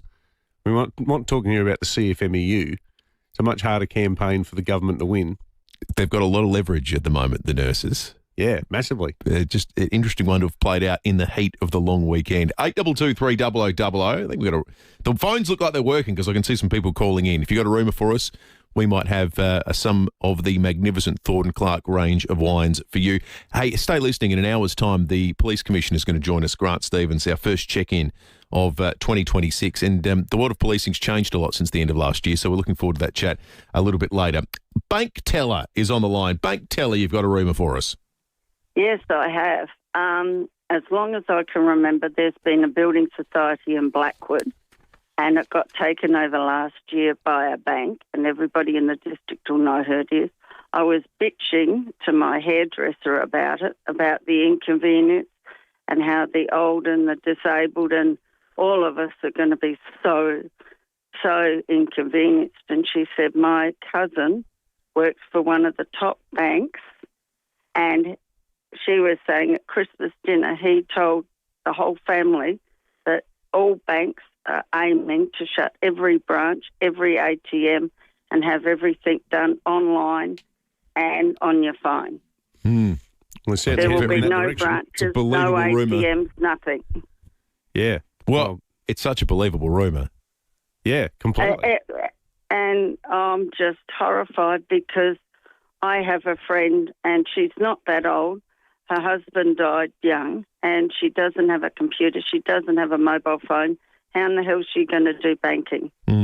Thank you, Bank Teller. I think that's a solid rumour. I mean, I'd probably go into a bank branch once a year, and maybe that's a sign of why things are going the way they are. But I did at the end of last year, I had to bank a cheque, and you have the weird scenario now where the person in the line will come along if there's a big line. There's always a big line up these days, and say and ask everyone what they want to do.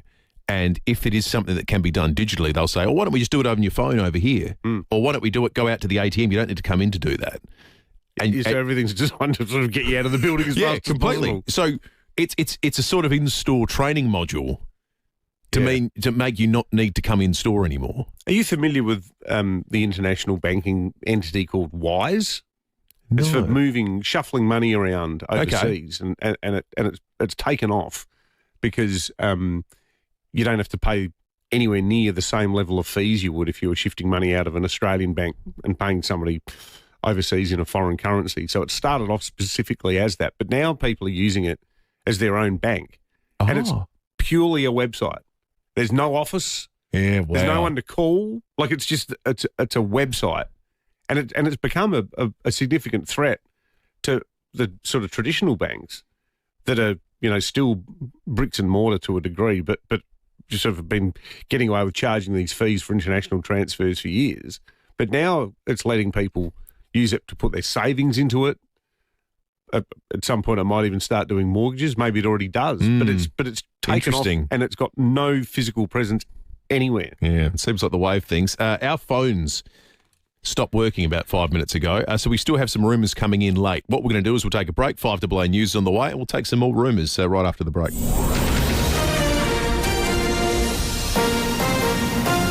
This is 5AA News. Always Adelaide. Mostly sunny, 33 today with the 7:30 news. Good morning, I'm Mel Usher. Start the new year right with Physio Extra Pilates and group exercise classes. Book at physioextra.com. There's been a truck rollover at Dublin. Senior Constable Matt Brown says it happened on Port Wakefield Highway around 1 a.m. No reports of any injuries or anything like that, but traffic restrictions are in place with the northbound carriageway down to one lane. So there should be delays there for the next few hours, so avoid the area if possible. More options for South Aussies heading to Bali. Indonesia AirAsia will increase its service from 4 times a week to daily from March 22nd. Adelaide has been on the airline's itinerary since June last year. Crews continue to battle out-of-control fires across Victoria. One of the main fires in the Otways in the state's southwest has broken containment lines, destroying several properties. Emergency Management Commissioner Tim Weebush says Victoria is experiencing its worst heat wave in 20 years. We can't emphasise enough that the next 4 days will also be difficult for communities in the north of our state with continued increased fire danger, but also the risk of the heat wave continuing. In Sydney, there are claims a Bondi terror victim had her name changed on admission to hospital amid fears she'd be targeted by anti-Semitic medical staff. Chris McCarthy has more. Rosalia Sheikberg's name was changed to Karen Jones by Liverpool hospital staff while she was treated for gunshot wounds sustained in the attack. Ms Sheikberg was told the change was to hide her from the media, but feared it was to protect her from staff after an anti-Semitic incident at another hospital last year. Health Minister Ryan Park has since apologised, admitting the incident could have been handled better, but Shadow Minister for Health Sarah Mitchell says the Jewish community deserve answers. Did this happen at other hospitals? If not, why not? What has gone on at Liverpool? Anthony Albanese is visiting one of our neighbours today. On the official trip to Timor, the Prime Minister will highlight our security and economic ties with the country in a speech. He's also due to meet the Timorese President and hold bilateral talks. One Nation MP Barnaby Joyce believes new poll numbers show voters are seeking certainty. Party leader Pauline Hanson has overtaken opposition leader Susan Lee as preferred Prime Minister, but Anthony Albanese still leads the poll. Mr Joyce says the Australian public is being put off by the coalition chaos. Well, I think what Australia is looking for is clarity, unity and strength. It's so important in politics and, what you see with One Nation is a strong message. That's a constant message. Another day, another award nomination for Rose Byrne, this time for Best Actress at next month's BAFTAs. Fellow Aussie Jacob Elordi has also been recognised. And The Late Show with Stephen Colbert has an end date. It's been announced the long-running US talk show will end on May 21. Now turning to 5AA Sport. Get to Agostino Mitsubishi, Nailsworth and Mawson Lakes for the Outlander ES. Drive away from just $39,990. What's happening in the tennis, Tom Wren? Well, unfortunately, Mel, the last Aussie left in the singles draw at the Oz Open has been eliminated. Jordan Tunbridge was courtside at Melbourne Park. Alex de Minaur's Australian Open campaign is over, beaten in straight sets by Carlos Alcaraz. I thought his level was freakishly good. The Aussie 6th seed matched it with the world number 1 in a tight first set, conceding it 7-5 before Alcaraz took control from there, 6-2, 6-1. There were flashes of brilliance from de Minaur, showing clear improvement on last year's quarter-final exit, but it wasn't enough. Well, the scoreline doesn't reflect those improvements, then of course you feel quite deflated. Alcaraz advances to the semis here for the first time and will take on Alexander Zverev. Meantime, in the women's quarter-final overnight, Alina Svitolina upset the world number 3 Coco Gauff with a demolition job, 6-1, 6-2. To football, Port Adelaide coach Lauren Arnell has stepped down, meaning the club is now looking for a new coach. Arnell had been in the job for 4 seasons. Meantime, the Sydney Swans say Taylor Adams is recovering well, with the veteran to take a few days to return to the club after being knocked unconscious in an incident on Saturday night. And in some cricket to finish, the Melbourne Stars have signed Glenn Maxwell for another 2 Big Bash seasons. Maxwell sits 3rd on the all-time list for most runs in the BBL, behind only Chris Lynn and Moses Enriques. And that's the 5AA Sport. Now checking 5AA traffic. Morning there. If you're heading towards Dublin, got a truck roll over on Port Wakefield Road causing quite big delays. Got a lane out of action there too. Also got delays with a breakdown this morning at Happy Valley, Main South Road near Palatinga Road, and started to build South Road at Mile End. Ollie on camera, Doothie Street only. Adelaide, it's time. Time to swim, slide, play, train, rehab, or just relax at the new Adelaide Aquatic Centre. Whether going back or for the first time, it's always time well spent. Adelaide's most accurate traffic on 5AA. The 5AA weather, 33 and mostly sunny today, partly cloudy tomorrow, 36, 41 again on Friday and 32 on Saturday. Right now it's 23 degrees on 5AA, always Adelaide. They say one of life's biggest decisions is buying a home, but sometimes the hardest one is leaving it. At Anglicare SA, we're here to help you stay where you belong, at home. We offer support for everyday things like cleaning, gardening, cooking, but are also experts in care management, allied health, and clinical nursing. Because we believe there's no place like home. Let us help you stay where your heart is. Find out more at Anglicare SA. You are at home. On the Cow IQ test, Flurio milk cows come in at around 100. Pretty much the national average. But when it comes to the milk our SA cows produce, it's unmatched. You don't need to be a cow Einstein to produce some of the best milk in the country. You do need the perfect grazing conditions, and the milk needs to be bottled on site and on shop shelves within hours. It doesn't get any fresher, any better, or any more SA than Flurio Milk Company. If your solar system's been up there for 10 or 15 years, it's probably more than paid for itself. But the truth is, it's not performing like it used to. Now's the perfect time to upgrade with NRG Solar. Today's panels are twice as efficient at a fraction of the cost, and most families see payback in just a few years. Solar and battery rebates make solar more affordable than ever. Get in touch with us at NRG Solar for zero power bills and total peace of mind. Visit nrgsolar.com.au. Shopping for student devices? See the experts at Harvey Norman for hot deals on laptops, tablets, headphones, mobiles and more. Get an amazing deal on Acer Aspire 14 AI Copilot Plus PC, now $798. Save $210 on Lenovo IdeaPad Flex 2-in-1 laptop, now $888. And HP 14-inch laptop with huge 24GB RAM, now $998. Best brands, best range. There's more in store and online, now at Harvey Norman. Experts in student devices. David Penberthy and Will Goodings, 5AA Breakfast.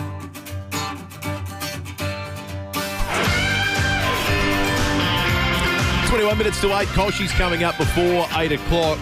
Inflation data comes out a little bit later this morning. Will it point to an early rate hike this year? Be plenty for the RBA to digest. We'll get a full preview from Koshi very, very shortly. The Police Commissioner coming on after 8:30. Already some terrific text coming through for him on the text line, 048008 1395.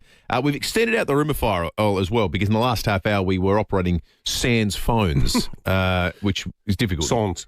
Son. Is it son? Got any francophiles out there? Son.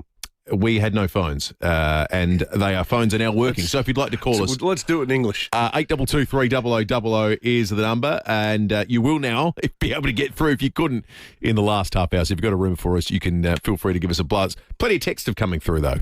One from Justin. He provided a photograph. It looks like a Mark Rothko painting. Check out this fog at Mount Compass all the way from Achunga, and it's got this amazing sort of sandy base at the bottom of the image, which is the paddocks, and then above it, it's just like this thick fog showing the mixed bag of weather that we're getting all around the state. A lot of commentary too around the social media interview in light of the warning by the AFP. Tom in Stirling says, "G'day boys, I've dumped all social media and I've never been happier. It's a wormhole and I've missed nothing." I haven't been on Twitter for about 3 years now. I've still got an account. I must admit that the night that Travis Head made his century in Perth, I briefly re-entered Twitter, broke my 3-year drought, and just got on there. I might have been somewhat excited and in a state of advanced refreshment, but I got on there and I wrote, "I'm returning to Twitter to say one thing," and then I just wrote in all caps, Trav. I was always a huge Twitter user and X. That's what it was. It used to be fun. It used to be a fun, Well, I found it really civilised, useful collegiate. for work. But there's been two examples. It predates the protests in Iran, but there's been two major events news-wise that happened in the last 3 months that I thought what I'd historically do would go on and get real-time accounts from people on the ground, journalists and others, and get a real sense of what's going on, like when the war in Ukraine broke out and so forth. But now I can get real-time accounts of what people think about what's going on, and it just has no use for news anymore. Correct. It's just It's been overrun by ideologues and chatbots. Totally. It's totally useless now. It's just a conversation. It's not argument. Yeah, it has no utility anymore. Whereas you used to open it and you'd find remember the great ABC broadcaster Mark Colvin? Following him at Colvinius was one of the pleasures of Twitter because Mark, who was the most voracious reader of anybody I've ever known, he would every day put up links to 7 amazing articles that he'd read, and they were from right across the ideological spectrum, from different magazines with different agendas, different newspapers with different agendas, and you'd look at everything Mark had put up and go, I feel so much better for having read that article. Yeah. And it was often just things like an account of what's actually happening in Congo right now, or something unique and awesome and illuminating. Good luck finding that now. Yeah, I know, it's gone. It's all gone. All right, let's find some real-time information about something that's going on here in South Australia. We received a pretty disturbing report last week about the algal bloom and the Yorke Peninsula. We thought it was probably well overdue. Time to get an update from the Environment Minister, Lucy Hood, who joins us now. Minister, good morning to you. Good morning, Will and Pembo and all your listeners. So what is, broad brushes, the state of play? What's the latest information telling us about the size of the bloom? Has the heat had any impact on diminishing it? And is it spreading to places where it hadn't been seen previously? Yes, so we are still seeing those consistent levels of 0 to low levels of Coronia across our metropolitan coastline. And so we've seen that consistently for a number of weeks now. However, we do have a hotspot in the southern Yorke Peninsula. And so we had our algal bloom task force on late Thursday. We then received some updated testing results from the southern Yorks Friday night.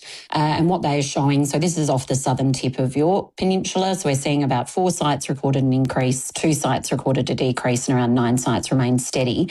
One of the biggest increases was at West Cape, so on the western side of the southern Yorks, and that had around 2.5 million cells per litre, which is around 10 times the previous week's results. We also saw some elevated counts around Corny Point, which is at around 567,000 cells, and also West Bay, which is about 529,000 cells, but then saw some drops in a couple of other areas. So we have deployed over the last few weeks some additional testing into that hotspot area and also some additional field officers as well to assist with the clean-up, seeing we are seeing that abnormal foaming events and fish kills across the area. Are you confident, Minister, that this thing is going to disappear before winter, or does it feel like, given those figures that you just listed then, does it feel like there's still enough sort of critical mass for it to continue? That's right. So unfortunately, no one can say exactly when the bloom will disappear or how long it will last for. As we saw significant events earlier last year across the metropolitan coastline, which we're now consistently seeing at 0 to low levels. And we know that it's dynamic, and so we have seen it move west. And right now, that real hotspot of activity is off southern Yorke. So we're really just monitoring that really closely, looking at whether there's any shift west towards the Eyre Peninsula due to the ocean movements and environmental conditions. So hence why we've deployed additional testing that's happening there. We have tested over the weekend, so should be receiving some additional test results either today or tomorrow.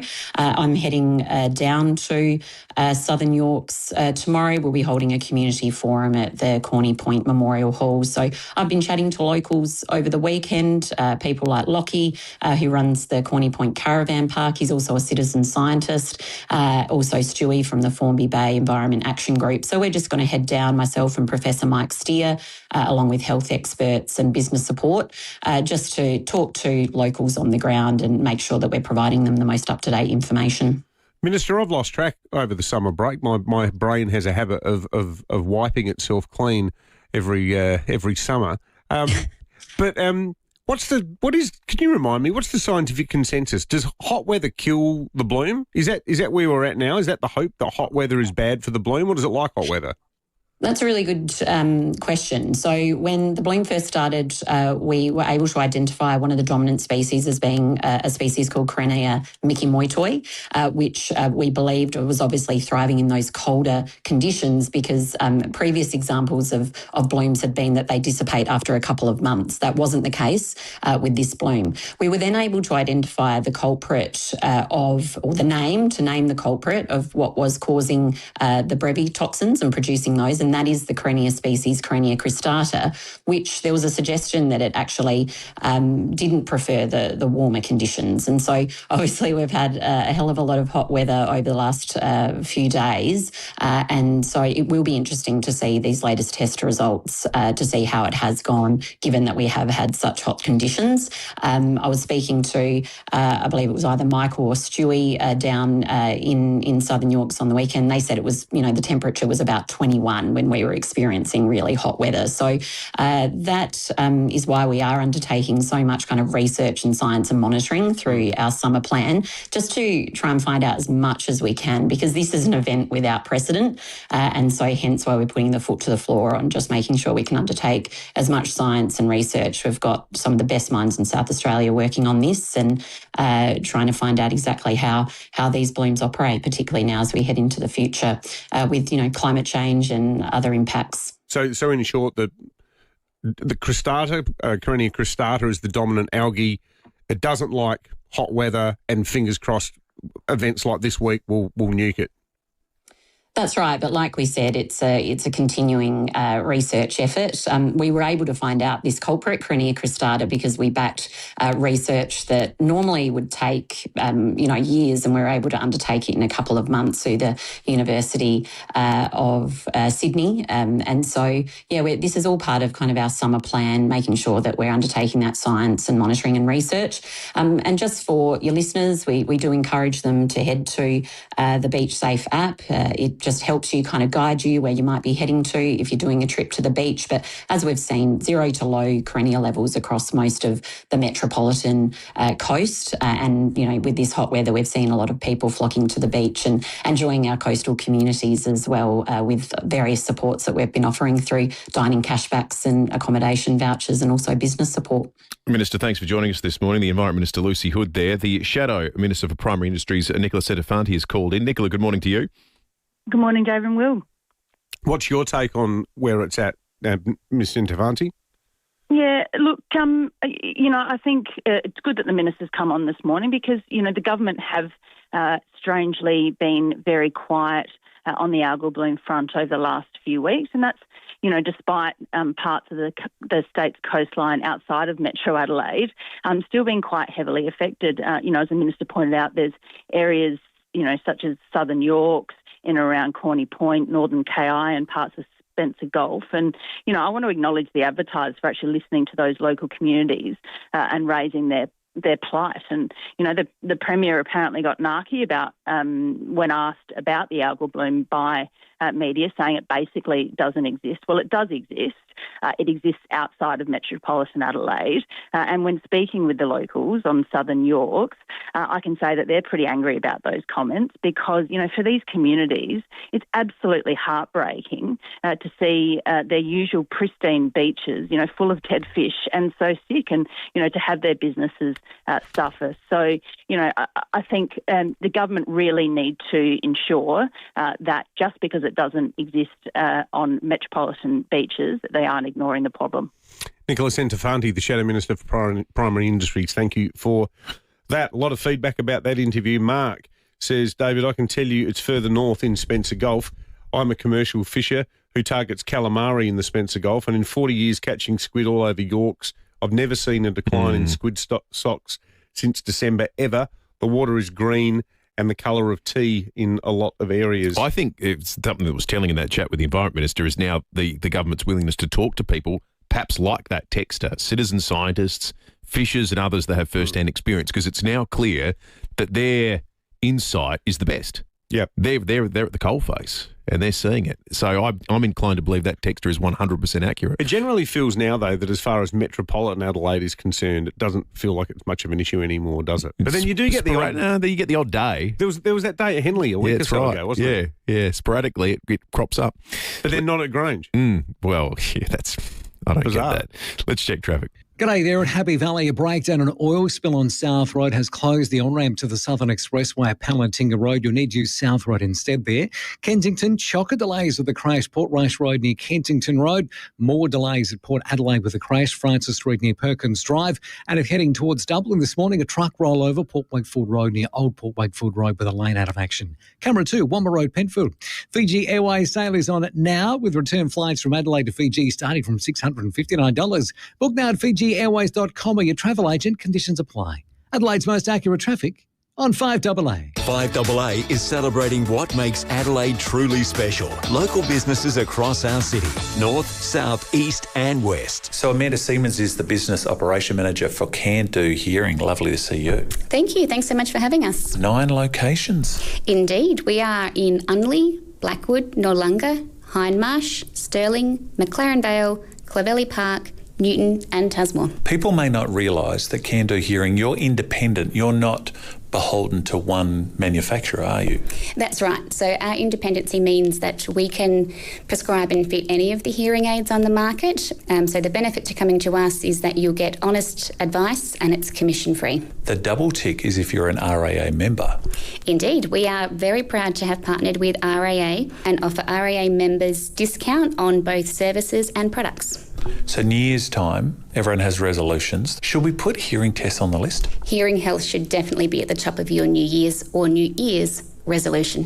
Is that what you call it? We're calling it a New Year's resolution. Can you give us a tip or two just before we go? What should we do regarding our hearing health? The first thing to do is to either jump online or give one of our clinics a call and book a time to have a chat with one of our audiologists. They'll go through and take a comprehensive case history. We'll take a baseline assessment of the hearing levels and then can provide recommendations from there. Where do we find out more? You can jump on our website at www.candohearing.com.au or call one of our clinics. Beautifully done. Thanks, Amanda. Pleasure. Thanks for having me. 5AA, supporting local, celebrating SA. A smashed or damaged windscreen can happen in a heartbeat, but it does get worse if you don't go to your local Complete Windscreens to get it fixed. You could be waiting weeks, and look, that's not on. Complete Windscreens has windscreens and glass for all makes and models in stock right now with 15 technicians standing by to get you back on the road. You don't need to wait. Tell your insurance company you want Complete Windscreens on the job. CompleteWindscreens.com.au. Look for the big red koala. You've built a life in your street, the neighbours know your name, the barista knows your order, but lately you're coming to the conclusion that your home just isn't quite working for you. Well, certainly not the way it could be. If you've got a large block, get in touch with Metro Homes. Metro specialise in knockdown and rebuild projects and they're helping people all over Adelaide set themselves up for a solid future. They can replace your existing house with 2 brand new homes on the same block, one for you, designed to suit how you live now, and the other as an investment property right next door. It's a smart way to stay put while setting yourself up for the future. Metro take care of everything too, the design, the approvals, the build, everything. Build your future where you really feel at home. Go Metro. Visit metrohomesa.com.au. Planning your next holiday? The local travel experts at Spark Travel are just a phone call away. Reach out today for a chat and let's start planning your holiday together. Spark Travel, where the journey begins with a conversation. sparktravel.com.au. 5AA Breakfast is streaming live right now. To watch, simply head to 5AA on Facebook or YouTube. 5AA Breakfast. David Penberthy and Will Goodings.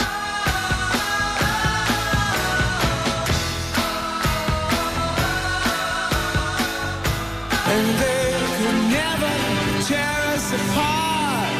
David Kosh on 5AA Breakfast. 5 to 8 could be a big morning a little bit later this morning for people with a mortgage and a variable rate, because we're going to get some data. The fourth quarter CPI, the inflation data from the last quarter of last year, is going to come out. We'll get the trim mean figure as well, which is the one that Michelle Bullock and the RBA likes to look at. There are a lot of interesting signals in the market, both nationally and globally at the moment, and there's no one better at making sense of it all than David Kosh, the Compare the Market Economic Director, of course, Port Adelaide Football Club Chairman. Koshy, good morning to you. Good morning, gents. Yeah, it's a big week. CPI figures out today, and then Reserve Bank board meeting next week to consider those figures to see whether they put your interest rates up or not.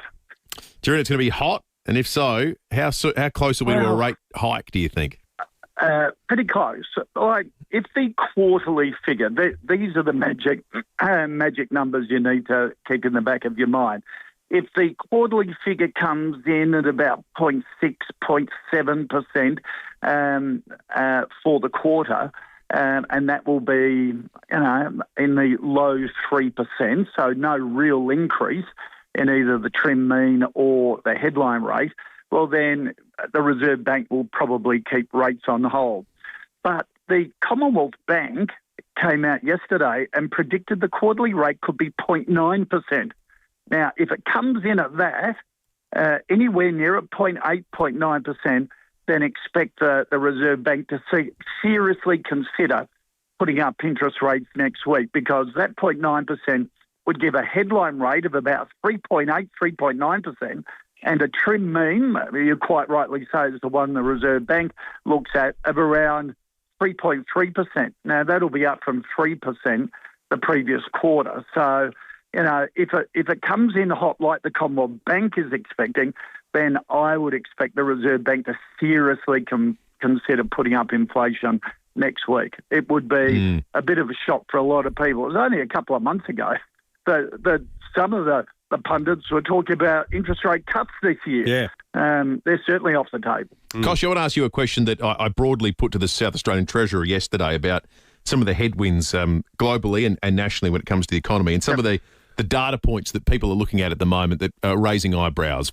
For one, the gold figure. We spoke a bit about that earlier on the program today. Record highs, US $5,000 an ounce. Silver has done remarkable things in the last 12 months. We've spoken about those as defensive assets with you in the past, but there's some other things now that are intriguing, I think. The copper price is going through the roof, which is good news for BHP in South Australia. And the Australian dollar against the US is now trading at 70 cents against the greenback. So just putting all those into the pot. Just when we've what's all the got soup back that from we've Christmas made? What's holiday. happening? Yeah, that's right.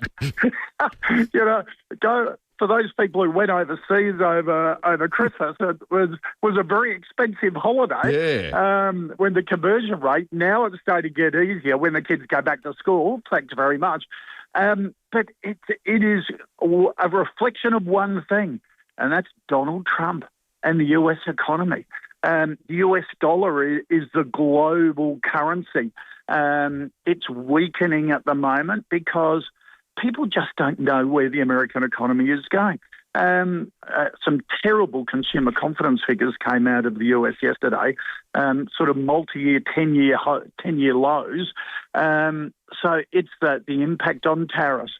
It's the impact on Trump's inconsistency in dealing with the economy and dealing with tariffs. And a lot of investors, and particularly big European investors, their equivalent of superannuation funds, are going, wow, this is just too scatty for us. There's too much uncertainty in the US dollar.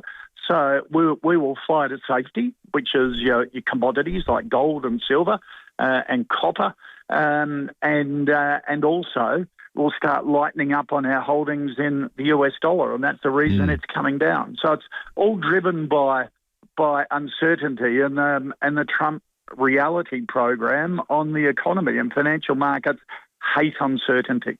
Koshy, just quickly, you had a front row seat and you played the lead role in one of the more unique AFL promotional and business exercises ever, taking the national game to China.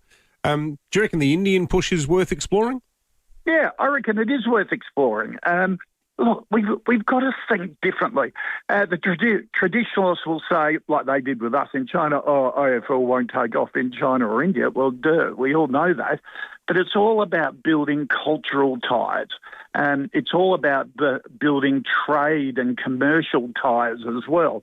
And, that worked a treat for us. No one could have predicted COVID or the trade wars between China and Australia. But those years really set us apart as a club and gave us a commercial niche. NG is still a byproduct of that. Our major partner because of the links that we built there. I think it's terrific. Give it a go. See if anything comes off from it. If it doesn't, well, you've given it a shot. And I think that's the way we've got to think. Absolutely. Good on you, Dave. David Koch, the Port Adelaide Chairman and Compare the Market Economic Director. Up-to-the-minute news for South Australia. This is 5AA News. Always Adelaide. Mostly sunny, 33 today with the 8 o'clock news. Good morning, I'm Mel Usher. Getting fit, your New Year's resolution? Book a Pilates and group exercise class at FIVEAA Extra. 6 locations. A truck driver has been taken to hospital with minor injuries after a rollover at Dublin this morning. It happened on Port Wakefield Highway around 1 a.m. The northbound carriageway is currently down to 1 lane with speed restrictions in place. Crime rates are down again in South Australia, according to the latest statistics. Police Minister Blair Boyer says the rate of offences fell a further 5% compared to this time last year. We've seen overall theft down by 8%, about 4,680 fewer incidents. So we're talking about a big change there. And we've seen a 12% decrease in that reporting period as well for reported residential break-ins. Serious assaults down 2%, and robbery, blackmail and extortion offences down by 7%. It comes as the state government launches a new Neighbourhood Watch campaign, which it hopes will further drive down crime rates. More flights are coming online between here and Bali. Indonesia AirAsia will operate a daily service from March 22. It will create more than 56,000 visitor seats per year through Adelaide Airport. Well, One Nation isn't getting carried away by a polling surge, recoding a record-high primary vote. According to the Demos AU survey, One Nation trails Labor by 6% and leads the coalition by 3%. Pauline Hanson has also overtaken Susan Lee in the preferred Prime Minister ranking. One Nation MP Barnaby Joyce says the party is giving the public a clear message. That's an indicator, not a vote, but it shows to us the Australian people are willing to give us a go.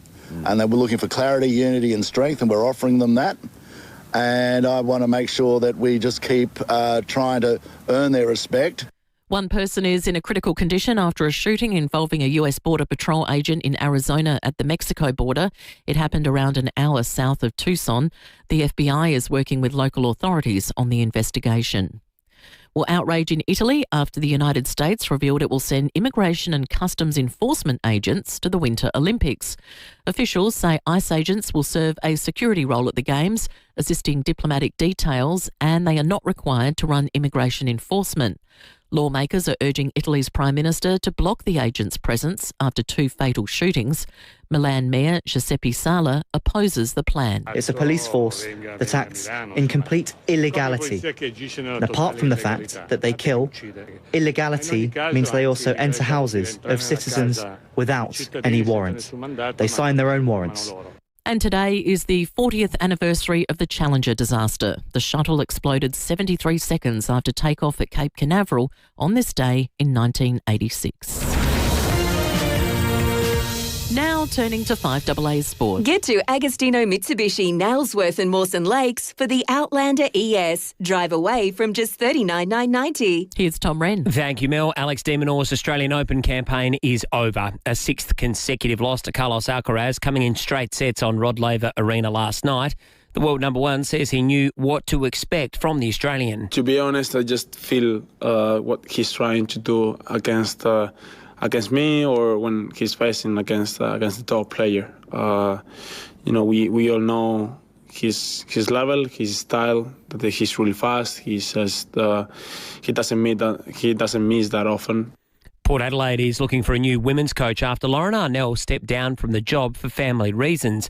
Arnell had been in charge for the past 4 seasons. Meantime, Sydney says Taylor Adams is recovering well after being knocked unconscious in an alleged assault on the weekend. To basketball, the Adelaide 36ers will take on the Brisbane Bullets tonight as they look to cement their spot on the top of the ladder. The Sixers have lost 3 of their past 4 matches. To cricket, South Africa has smashed the West Indies by 9 wickets in their T20 clash this morning in Paarl. Both countries are preparing for the World Cup, which begins next week. Meantime, England has taken care of Sri Lanka by 53 runs in their one-day match in Colombo.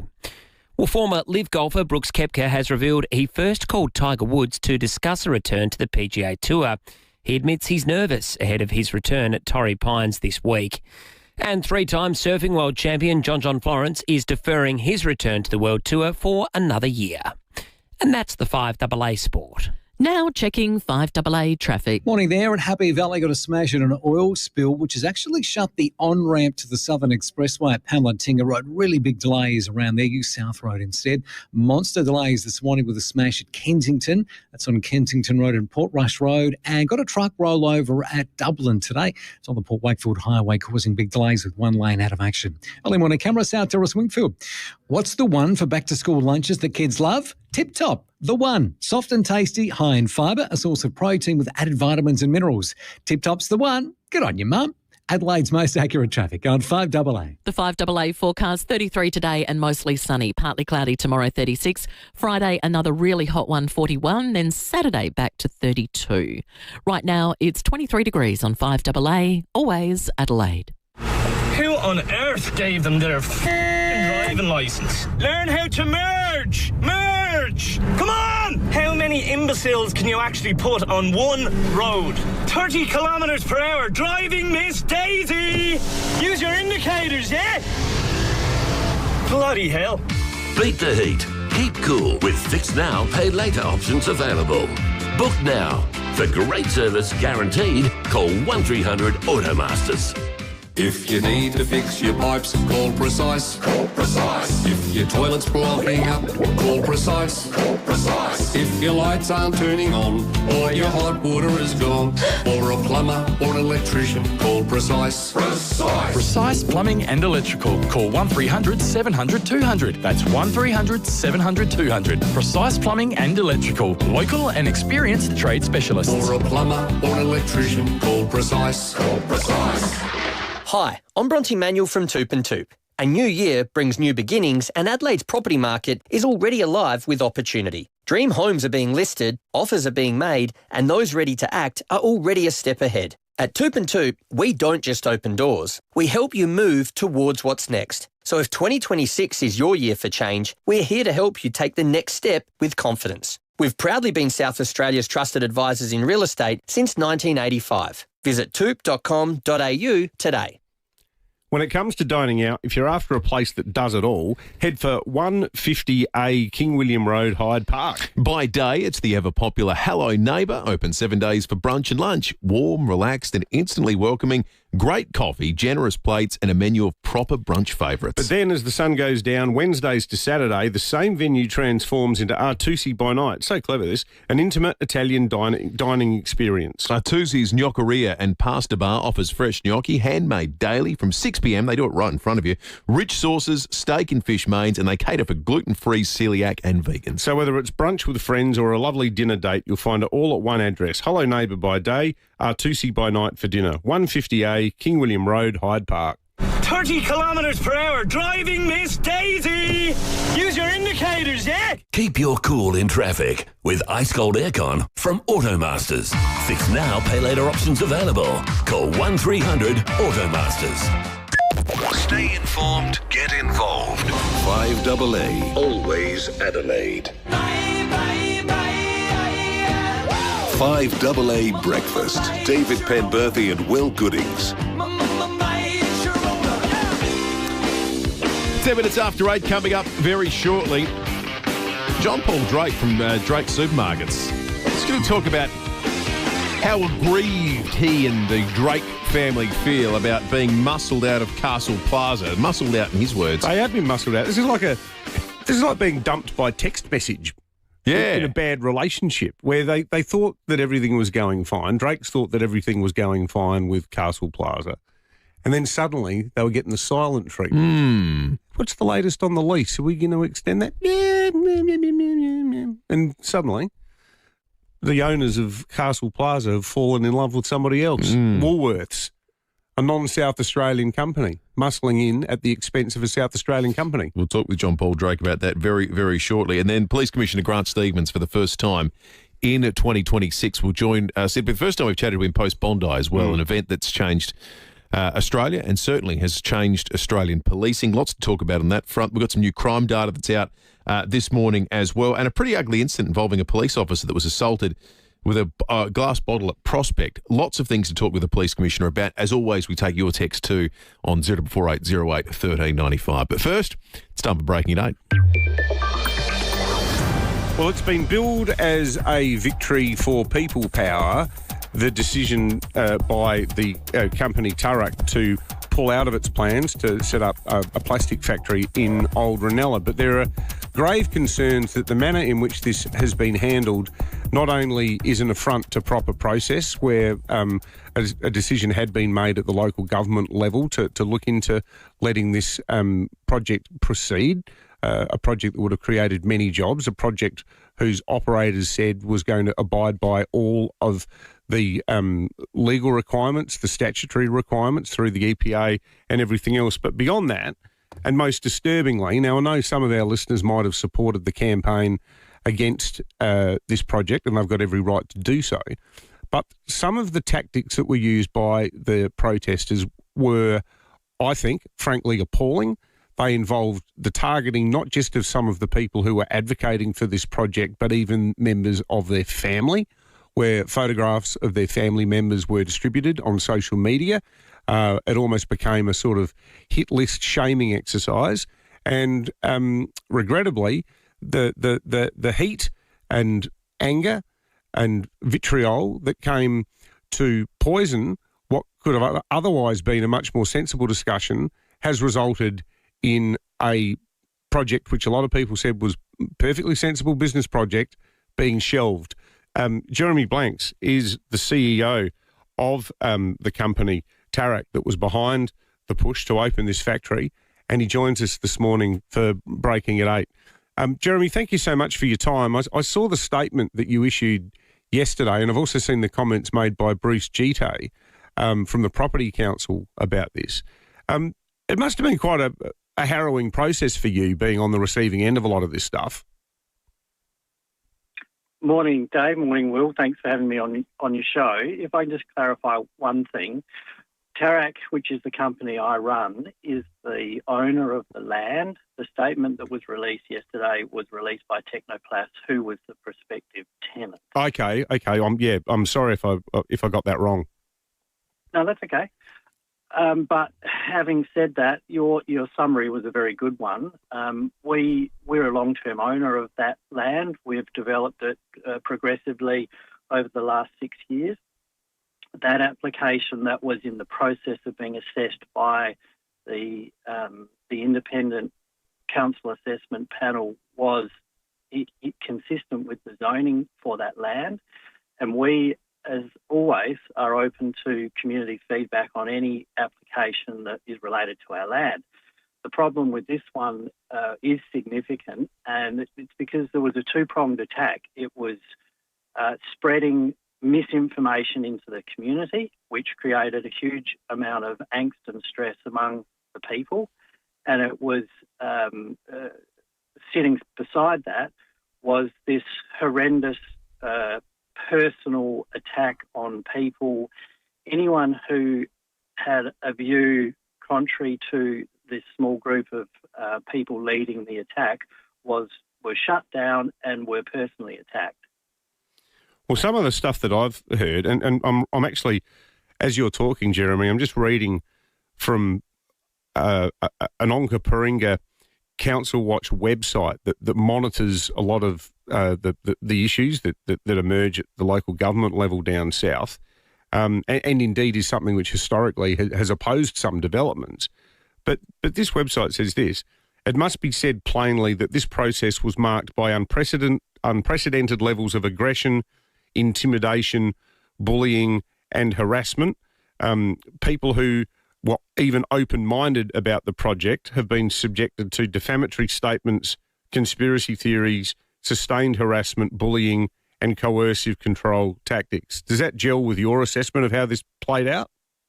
I think it's a very good summary, David, and it was continuing as recently as yesterday. Even up to the point where the project was being shelved? Yes. It's extraordinary, isn't it? Do you worry that this has set a precedent where this type of almost, turbocharged NIMBYism might be seen by some as a model for success? I am very concerned. I'm very concerned for that being the case for the rest of our project, but more so at a higher level. I'm very, very concerned as someone who's been involved in and around the property industry for a long time, that this is going to, other people will look at how this has been managed, and I think that the property industry and the government need to work very, very urgently to look at how this sort of behaviour can be shut down, because what it has the potential to do is frustrate perfectly reasonable development through processes and behaviours that are quite frankly abhorrent. But in addition to that, I have nothing to do with the planning system. The planning system is set up to be assessed on the merits of a project measured against the planning system, and this was everything but that. I was reminded while following this story of the episode in Kingswood, Hawthorn area a couple of years ago involving the construction of a new hockey pitch co-shared with the Unley High School, where some of the people agitating against it ran all sorts of nonsense online saying that the AstroTurf was going to give cancer to people in the area. And it took off on Facebook and so on. Has the ability to distribute meaningful and accurate information been undermined by the ease with which social media can now be used to spread all sorts of fanciful and fear-mongering stuff? Absolutely, and I've been surprised at how much power that misinformation has garnered and how quickly it's garnered. There's, as I've said through this process, if I were a resident and what was being peddled was true, I would be concerned. So, but the information was just not true, and our ability to be able to communicate effectively with people to what the truth was just simply overrun by this vicious campaign of personal attacks, not only on us or our consultants, but on other residents. Anyone who spoke up with an opinion other than it's got to be shut down was personally attacked. Yeah, it's a pretty dispiriting episode all round. Jeremy Blanks, the CEO of Turrak, we really appreciate you coming on this morning for Breaking at 8. Thank you for your time. Thanks for having me, Dave. Look at that. Thought you lost your sound effect, Will. Hey, Scott makes, I think, a valid criticism of us. He says, morning, boys. Come on, Dave. 5AA's hardly innocent in this. I lost count of how many times one of the 5AA shows had the guy leading the protest on to spew the same stuff over and over. I'd actually reflected on that, Scott, and I think part of the challenge is that if you're covering stories, you've got to try to cover them from all angles. And often we'll get contacted by someone from a residents' action group about an issue, and we'll get our listeners. We've got other listeners, some of whom we love, like Quentin. He's an old Ranello resident. He didn't want it to go ahead. Yeah. He texted this morning saying he's happy that it's not going ahead. And he's entitled to his opinion. But the issue is, I think that what happened with this was that there were people who were some of the spokespeople for it. Well, we got them on the show in good faith. But after the event, it sort of became apparent that this had actually then, as it was getting closer to crunch time, it had spun off into its own mad orbit. And, you know, there's plenty of times where you talk to someone and then later on down the track you go, yikes, I didn't really know that. You can't know everything about everything all the time. But it's a valid point that Scott made. Absolutely. All right, 20 minutes after 8, we're going to check traffic and come back with John Paul Drake in just a moment. G'day there. At Happy Valley, a breakdown, an oil spill on South Road that's closed the on-ramp to the Southern Expressway at Palantinga Road. You'll need to use South Road instead. Port Adelaide, a crash causing delays, Francis Street near Perkins Drive. And if you're heading towards Dublin, a truck rollover, Port Wakefield Road near Old Port Wakefield Road with one lane out of action.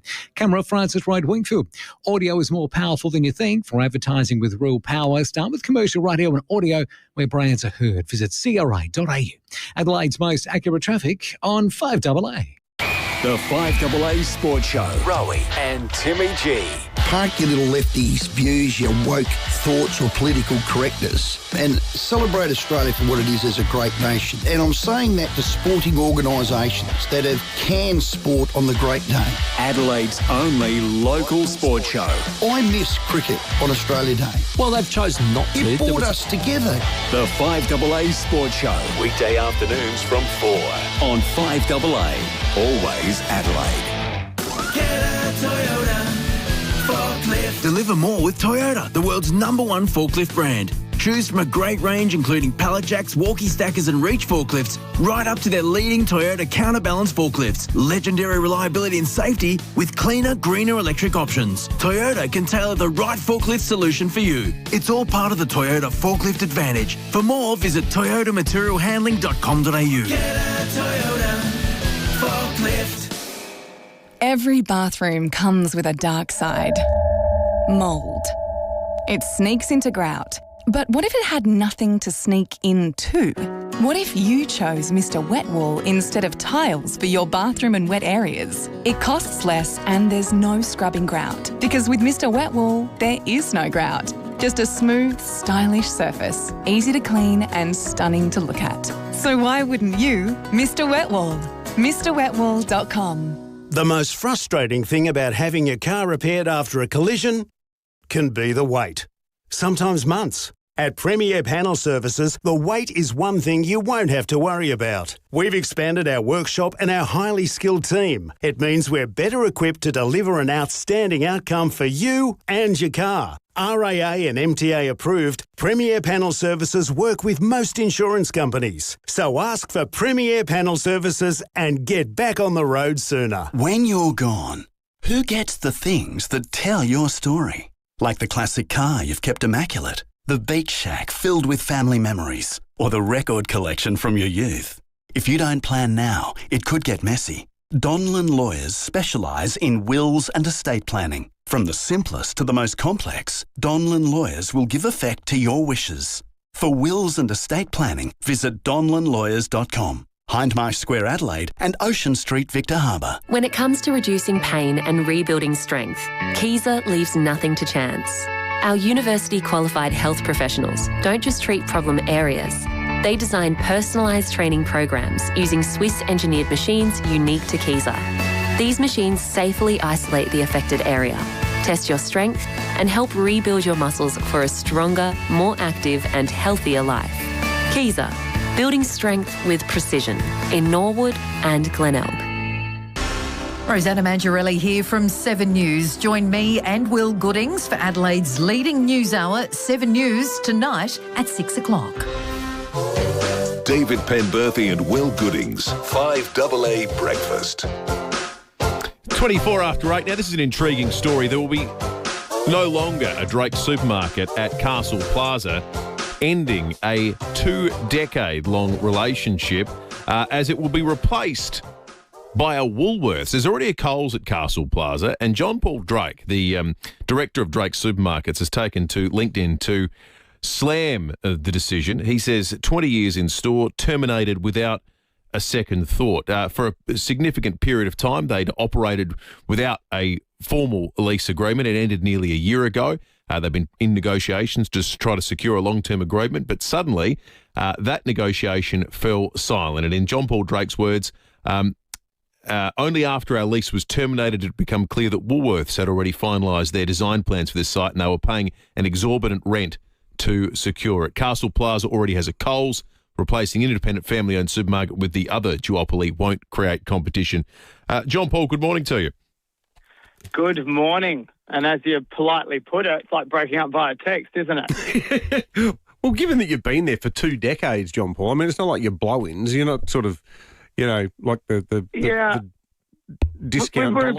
We've been a great tenant. We've paid our rent on time. We've reinvested into the store to the tune of over $10 million. And, to get this sort of response, was it a surprise? I would notice something from the last 2 years, since 2024, we've been trying to negotiate. And when things go cold on one side of the end, you sort of understand it's not going to end too well for you. So it has been very disappointing, to say the least, not to mention we have 100 team members at that store, and we obviously are going to do our utmost to redeploy them into positions and to other stores in the hopefully around the store. So how much more, John Paul, were Woolworths willing to pay? Well, we haven't exactly been told that number, but I believe it's not quite double what we're currently paying in regards to rent there, and I'm assuming along with that, the landlord is probably going to promise a whole lot of upgrades and things like that they get with the party. I mean, what people do not understand is Coles and Woolies, and when they do own their own centres, they are out there paying very high rents to the tune of, I'm hearing, up to $550 a square metre to $600 a square metre plus, just so that would flush out any other retailer. Well, the reason I ask you, John Paul, is I just wonder, have you been the victim of this sort of approach to get you out of really attractive retail spaces in the past, or do you fear that this is sort of a new tactic that could see similar upbidding happen in places you've got other stores? Well, there's no doubt this is happening. We have a few sites that we are very concerned about, would be an understatement. And you know, when you're paying such a high rent, I mean, if you're paying yourself because you're the landlord, and all of a sudden that becomes the benchmark, then what eventually happens, and I'm trying to explain this as simple as possible, landlord will come to us and say, well, you know, Coles and Woolworths are going to pay this a square metre. Well, why can't you? Well, you know, if we're paying that sort of a lease, then we are definitely not making money, and we're working for the landlord. So what eventually happens is you get squeezed out. Now, if you look at the situation, if it's an independent retailer that has one supermarket and this happens to them, their whole livelihood is gone. And I'm not sitting on my soapbox crying about, oh, look, poor us. I mean, unfortunately, this is how some people do business. But is there a role for the ACCC? Is there a role for because this totally looks like predatory duopoly behaviour? Yeah, we've addressed this with the ACCC. You know, they're very interested in watching prices. I mean, someone needs to actually watch the gates, because the gates are open for anything to actually occur. And I've been talking about this for a while, and we've now called it lease stealing, because when you take away the competition, you actually, you know, you're decreasing the competition, which is making the duopoly stronger. I mean, this isn't the free market. It's the quiet strangling of it. And I think what people have got to understand, the pricing doesn't start at the checkout. It starts with who controls the keys to the building. And for some reason, it has fallen on deaf ears. And it's, you know, I have a mouth. I will use it. I think people need to understand there's lots of things that go on in the background. Supermarket retailing is some of the toughest retailing in the country. And, you know, nothing is getting cheaper. So when you look at how much it costs to build these days, it's so expensive to build. There's time delays. And so what that means is the attention then gets turned to, well, hang on, what other things are out there that we can do? Well, we can pick up leases at the end of these leases. And don't get me wrong, we have long leases. We have 10 years plus 10 plus 10 plus 10. These are the sort of options that are going on around the place. And when they come up, if the landlord's not prepared to even come back and give you a chance to a counter offer, then what chance do you have? Yeah, no, it's sus. It's deeply sus. John Paul Drake, the director of the excellent Drake's Supermarkets. Thanks for joining us this morning. 5AA Breakfast is streaming live right now. To watch, simply head to 5AA on Facebook or YouTube.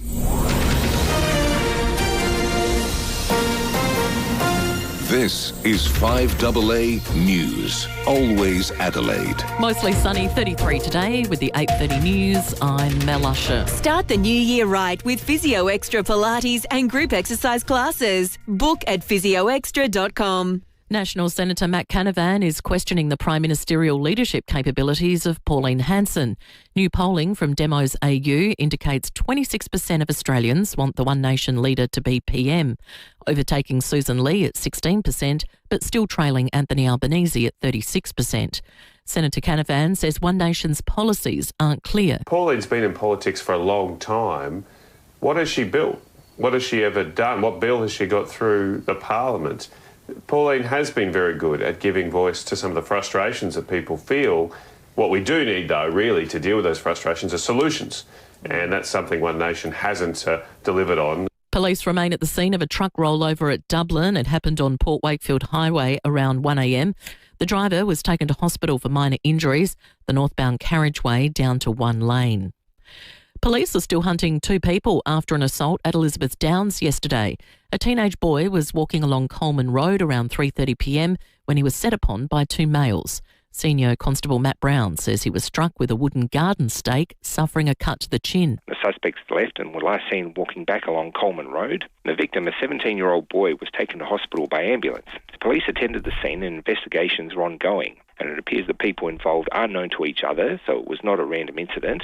As children return to school for the new year, parents are being urged to refrain from posting their photos online. Mia Glover has the story. Child safety experts and federal police are wanting to warn parents about the dangers of posting back-to-school pictures to their social media. They say posting an innocent picture of your child in school uniform can reveal much more than you realise, like the school logo, the school name, the street where the school is, and also the street you might take to get to that school. All could be used by online predators. The most alarming is the use of AI apps manipulating those innocent pictures into something much more sinister. AI has been added to the reasons why we're now closer to midnight on the doomsday clock. Scientists have moved the hands forward 4 seconds, so we're now sitting at 85 seconds to midnight. Nuclear weapons and climate change are also cited as risks to our theoretical doom. Tennis Australia has defended a decision not to pay ball kids at the Australian Open. The junior volunteers at Wimbledon and the US Open get paid. But Craig Tiley says kids filling the position in Australia were rewarded with uniforms, food and the experience instead. And he says there have been no complaints. Now turning to 5AA Sport. Get to Agostino Mitsubishi, Nailsworth and Mawson Lakes for the Outlander ES. Drive away from just $39,990. It's over to Tom Wren. Thank you, Mel. We'll stick with tennis. Alex de Minaur's struggles to beat the world's best continues, thrashed by Carlos Alcaraz in straight sets in the Australian Open quarterfinals. But the Demon says it's important to keep things in perspective. At the Australian Open, I've lost to Rafa, Novak, Yannick twice, now Carlos. I'm not losing too many to players I possibly shouldn't lose to. Also through to the semi-finals are Alexander Zverev, Elena Svitolina and Arina Sabalenka. Let's go to football. Port Adelaide Chairman David Koch has encouraged the AFL to keep exploring the possibility of playing matches in India. League boss Andrew Dillon has been there to gauge whether it's worth playing games there. There's been a lot of criticism on that idea, but Koch has told David and Will it's worth looking at. Traditionalists will say, like they did with us in China, AFL won't take off in China or India. Well, we all know that. But it's all about building cultural ties. And it's all about building trade and commercial ties as well. Meantime, the Power will be looking for a new AFLW coach after Lauren Arnell stepped down after 4 seasons in charge, citing family reasons. Well, this year's Super Bowl will feature an Australian with punter Michael Dixon to feature for the Seattle Seahawks. The former Sydney Swans prospect has told Nine's Today Show he owes a lot of his success to his early career in Aussie rules. The Swans Academy definitely prepared me for a lot of the stuff, moving over here and how to be a pro athlete and how to be a professional. Let's hope it goes well, Mel. That is the 5AA Sport. Absolutely. Now checking 5AA traffic. If you're heading towards Dublin, truck rollover, Port Wakefield Road near Old Port Wakefield Road. Happy Valley, a breakdown and an oil spill on South Road that's closed the on-ramp to the Southern Expressway. Big delays there. And Port Adelaide, very slow with the crash Francis Street near Perkins Drive. Camera, Cavan Road, Jeps Cross. Harriscar Friends mega sale is on it now. Save 40% off full-priced air fryers by Healthy Choice. Conditions apply. Harriscar, great brands, great prices. Adelaide's most accurate traffic on 5AA. The 5AA forecast, 33 today, mostly sunny, partly cloudy tomorrow, 36, mostly sunny, back to 41 on Friday, down to 32 on Saturday.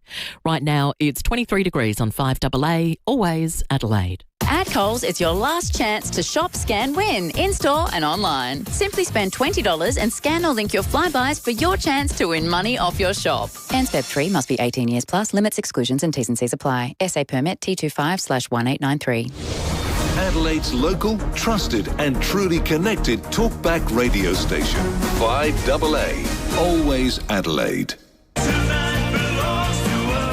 Tony Hadley, former lead singer from one of the biggest bands of the 80s, Spandau Ballet, hits Adelaide this March. Alongside the fabulous TH Band, Tony performs all the Spandau Ballet hits you know and love, including True, Gold, Through the Barricades, plus solo material.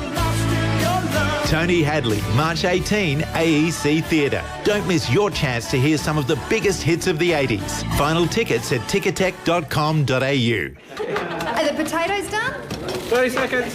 What about the desserts? For over 12,000 South Australians, the most important meal of the day is from Meals on Wheels. Hey, Amanda. Hi, Roger. How are you? Behind the meals and behind the wheels are our wonderful volunteers.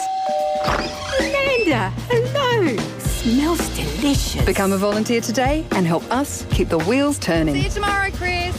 Visit mealsonwheelssa.org.au for details. I'm high!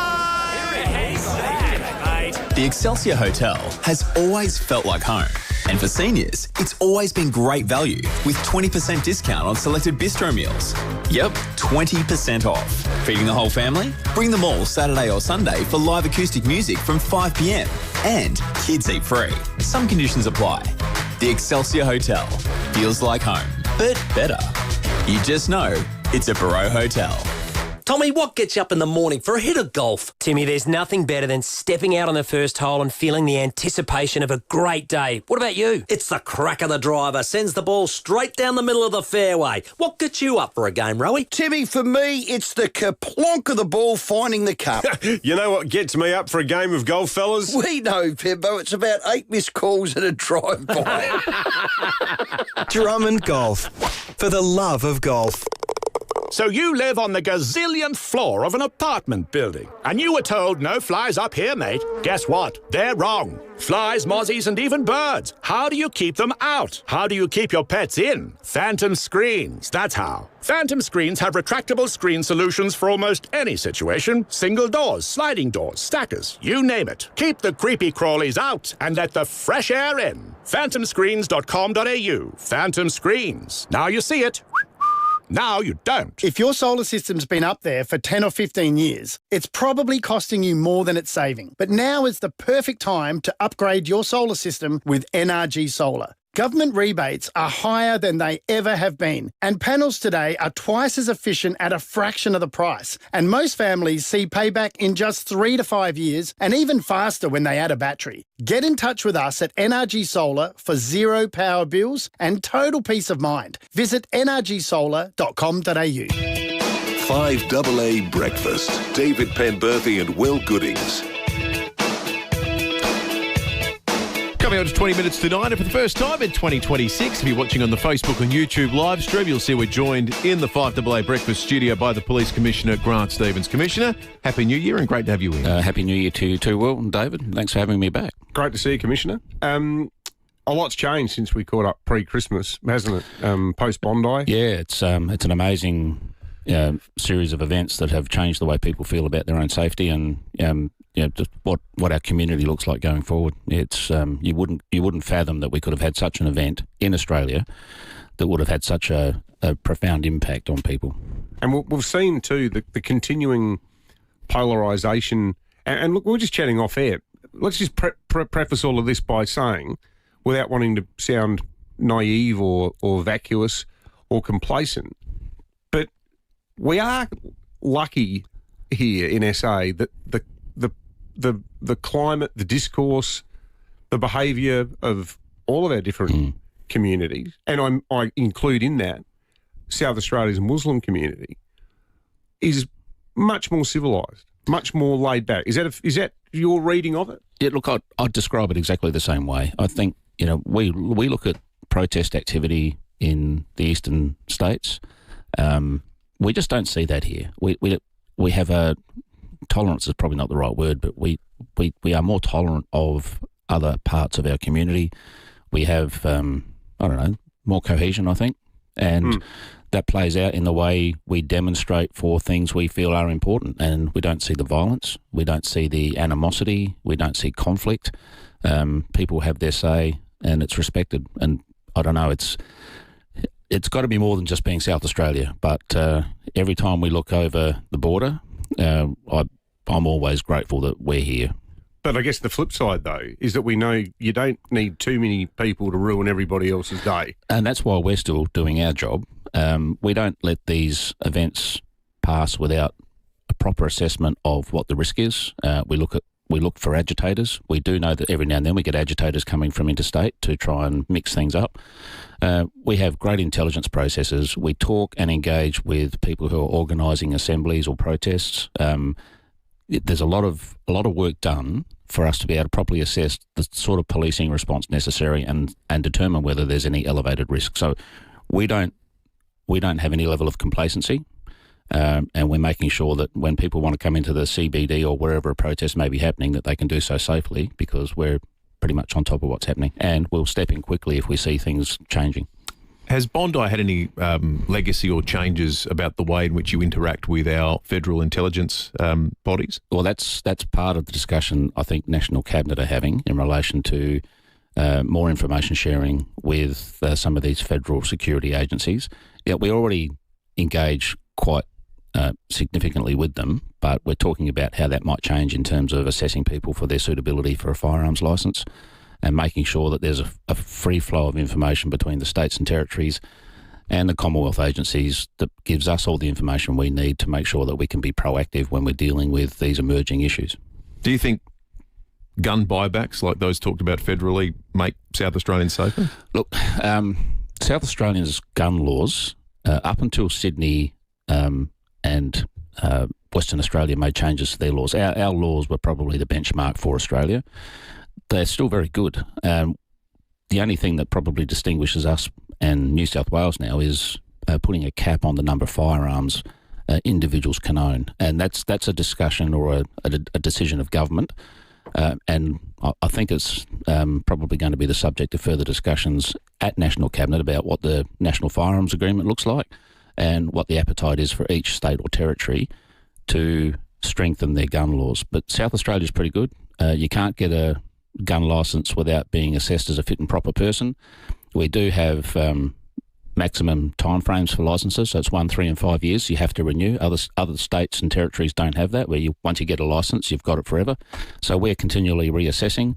We have continuous checking on people's suitability. So if you have a medical episode or you commit a criminal offence, including domestic violence, that's checked regularly, and we'll go out and take your firearms from you if we don't think you're suitable anymore. So there are things that exist in South Australia that I think put us in a really good position. It is a decision for the government as to whether they want to participate in a buyback. This might be something else that you'd describe or dead bat as a decision for the government commissioner, but do you have a view from an operational perspective on the discussion around whether the burning of the Australian flag should be against the law? The Queensland Premier's come out in the last day saying he thinks it should be. There was a flag that was burnt at one of the Invasion Day protests in Brisbane on January 26th. I must admit, I can't actually remember seeing it happen here in Adelaide. I might be wrong, but is it something that, I don't know, like, do you have a view about whether that is an infringement on civil liberties? Or I think you nailed it on the head when you said I'm going to dead bat that one. I think it is worthy of a discussion, and I think if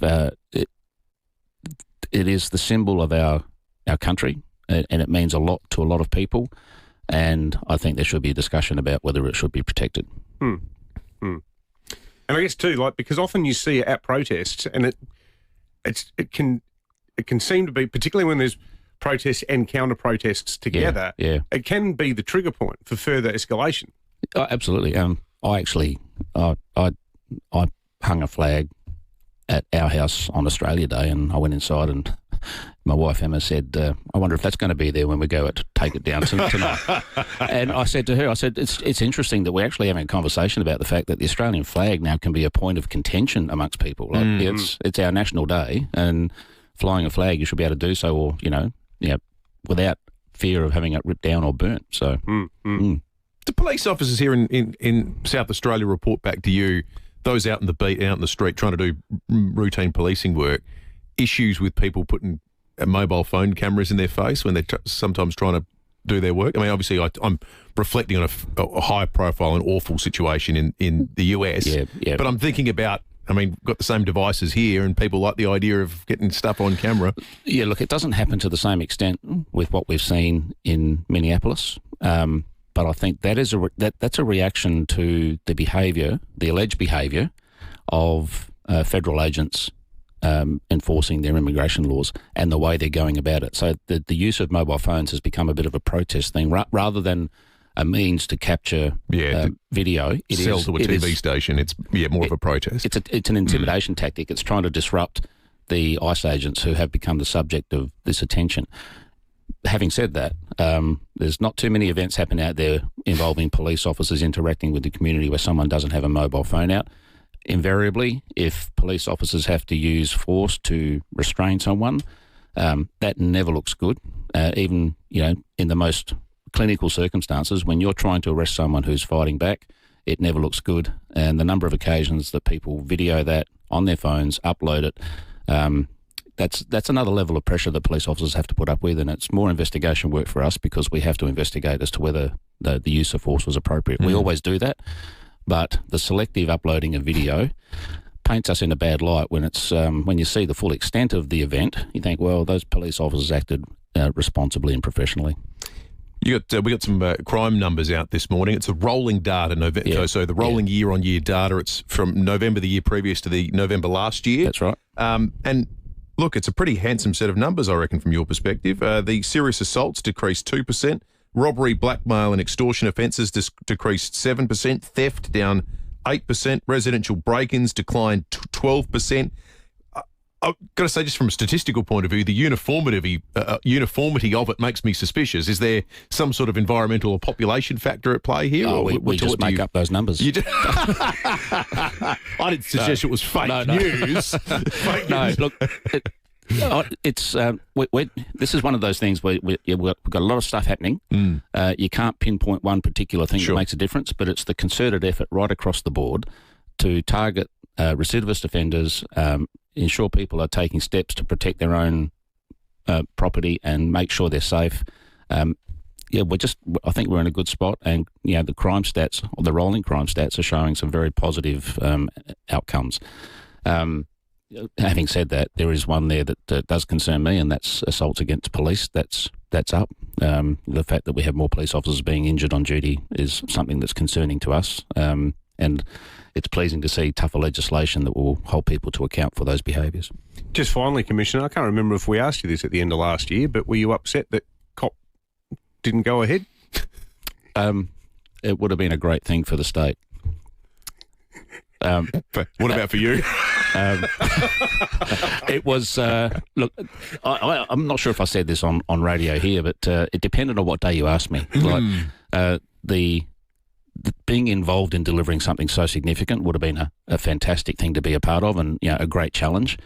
But it was going to be a ton of work, and it was going to put us under immense pressure, and it would have diverted us from a lot of other things that we would probably hope to achieve in the same time, because we would have had to push everything towards COP31, and the logistics of bringing in thousands of police officers from interstate to support our staff.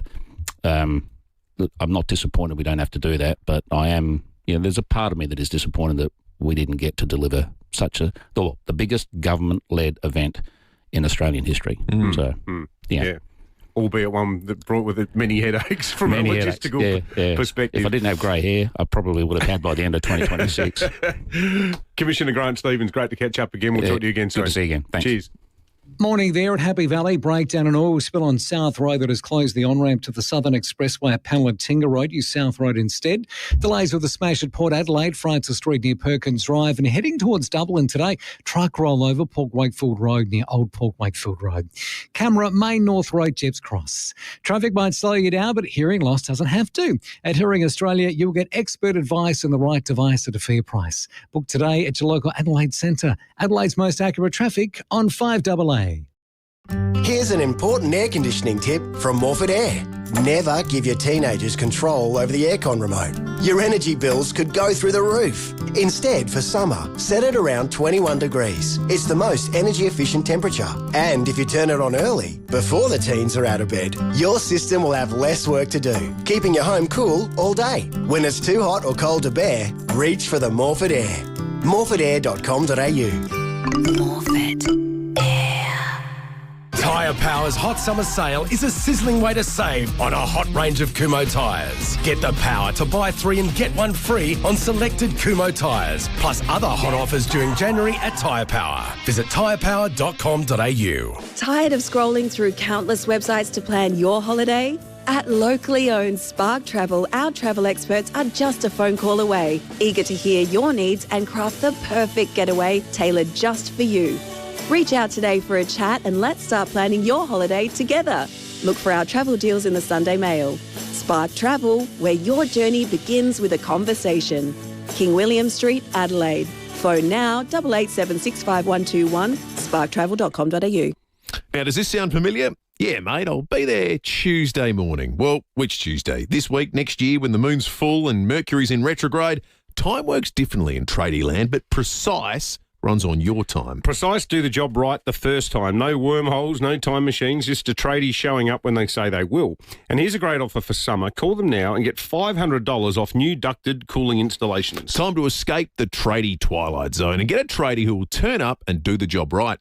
Call Precise 1300 700 200 or visit preciseservices.com.au, celebrating 25 years. Steinborner Automotive in Gawler, Nuriutpa and Clare has always been well worth a trip, even more so with their 42nd birthday sale. Steinborner has purchased over 400 certified vehicles, SUVs and 4x4s, all with free roadside assist, and ripped $500,000 off normal prices across the range with $1,500 trade-in bonus on all trade-ins. Plus, deals on new and demo Hyundai, Ford, Mitsubishi, Jack and Mazda. Visit steinborner.com.au. David Penberthy and Will Goodings, 5AA Breakfast.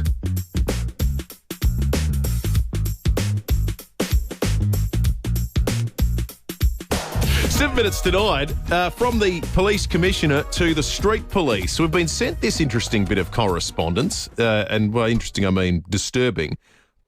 In the Glenelg North community group, someone's left a picture of their car having been keyed, and a really disturbing note was a handwritten note left there that read this: "This car park is for 2 cars, not just for you. So I keyed your front left-hand fender. Do it again, and I'll key all your doors. Signed, Street Police."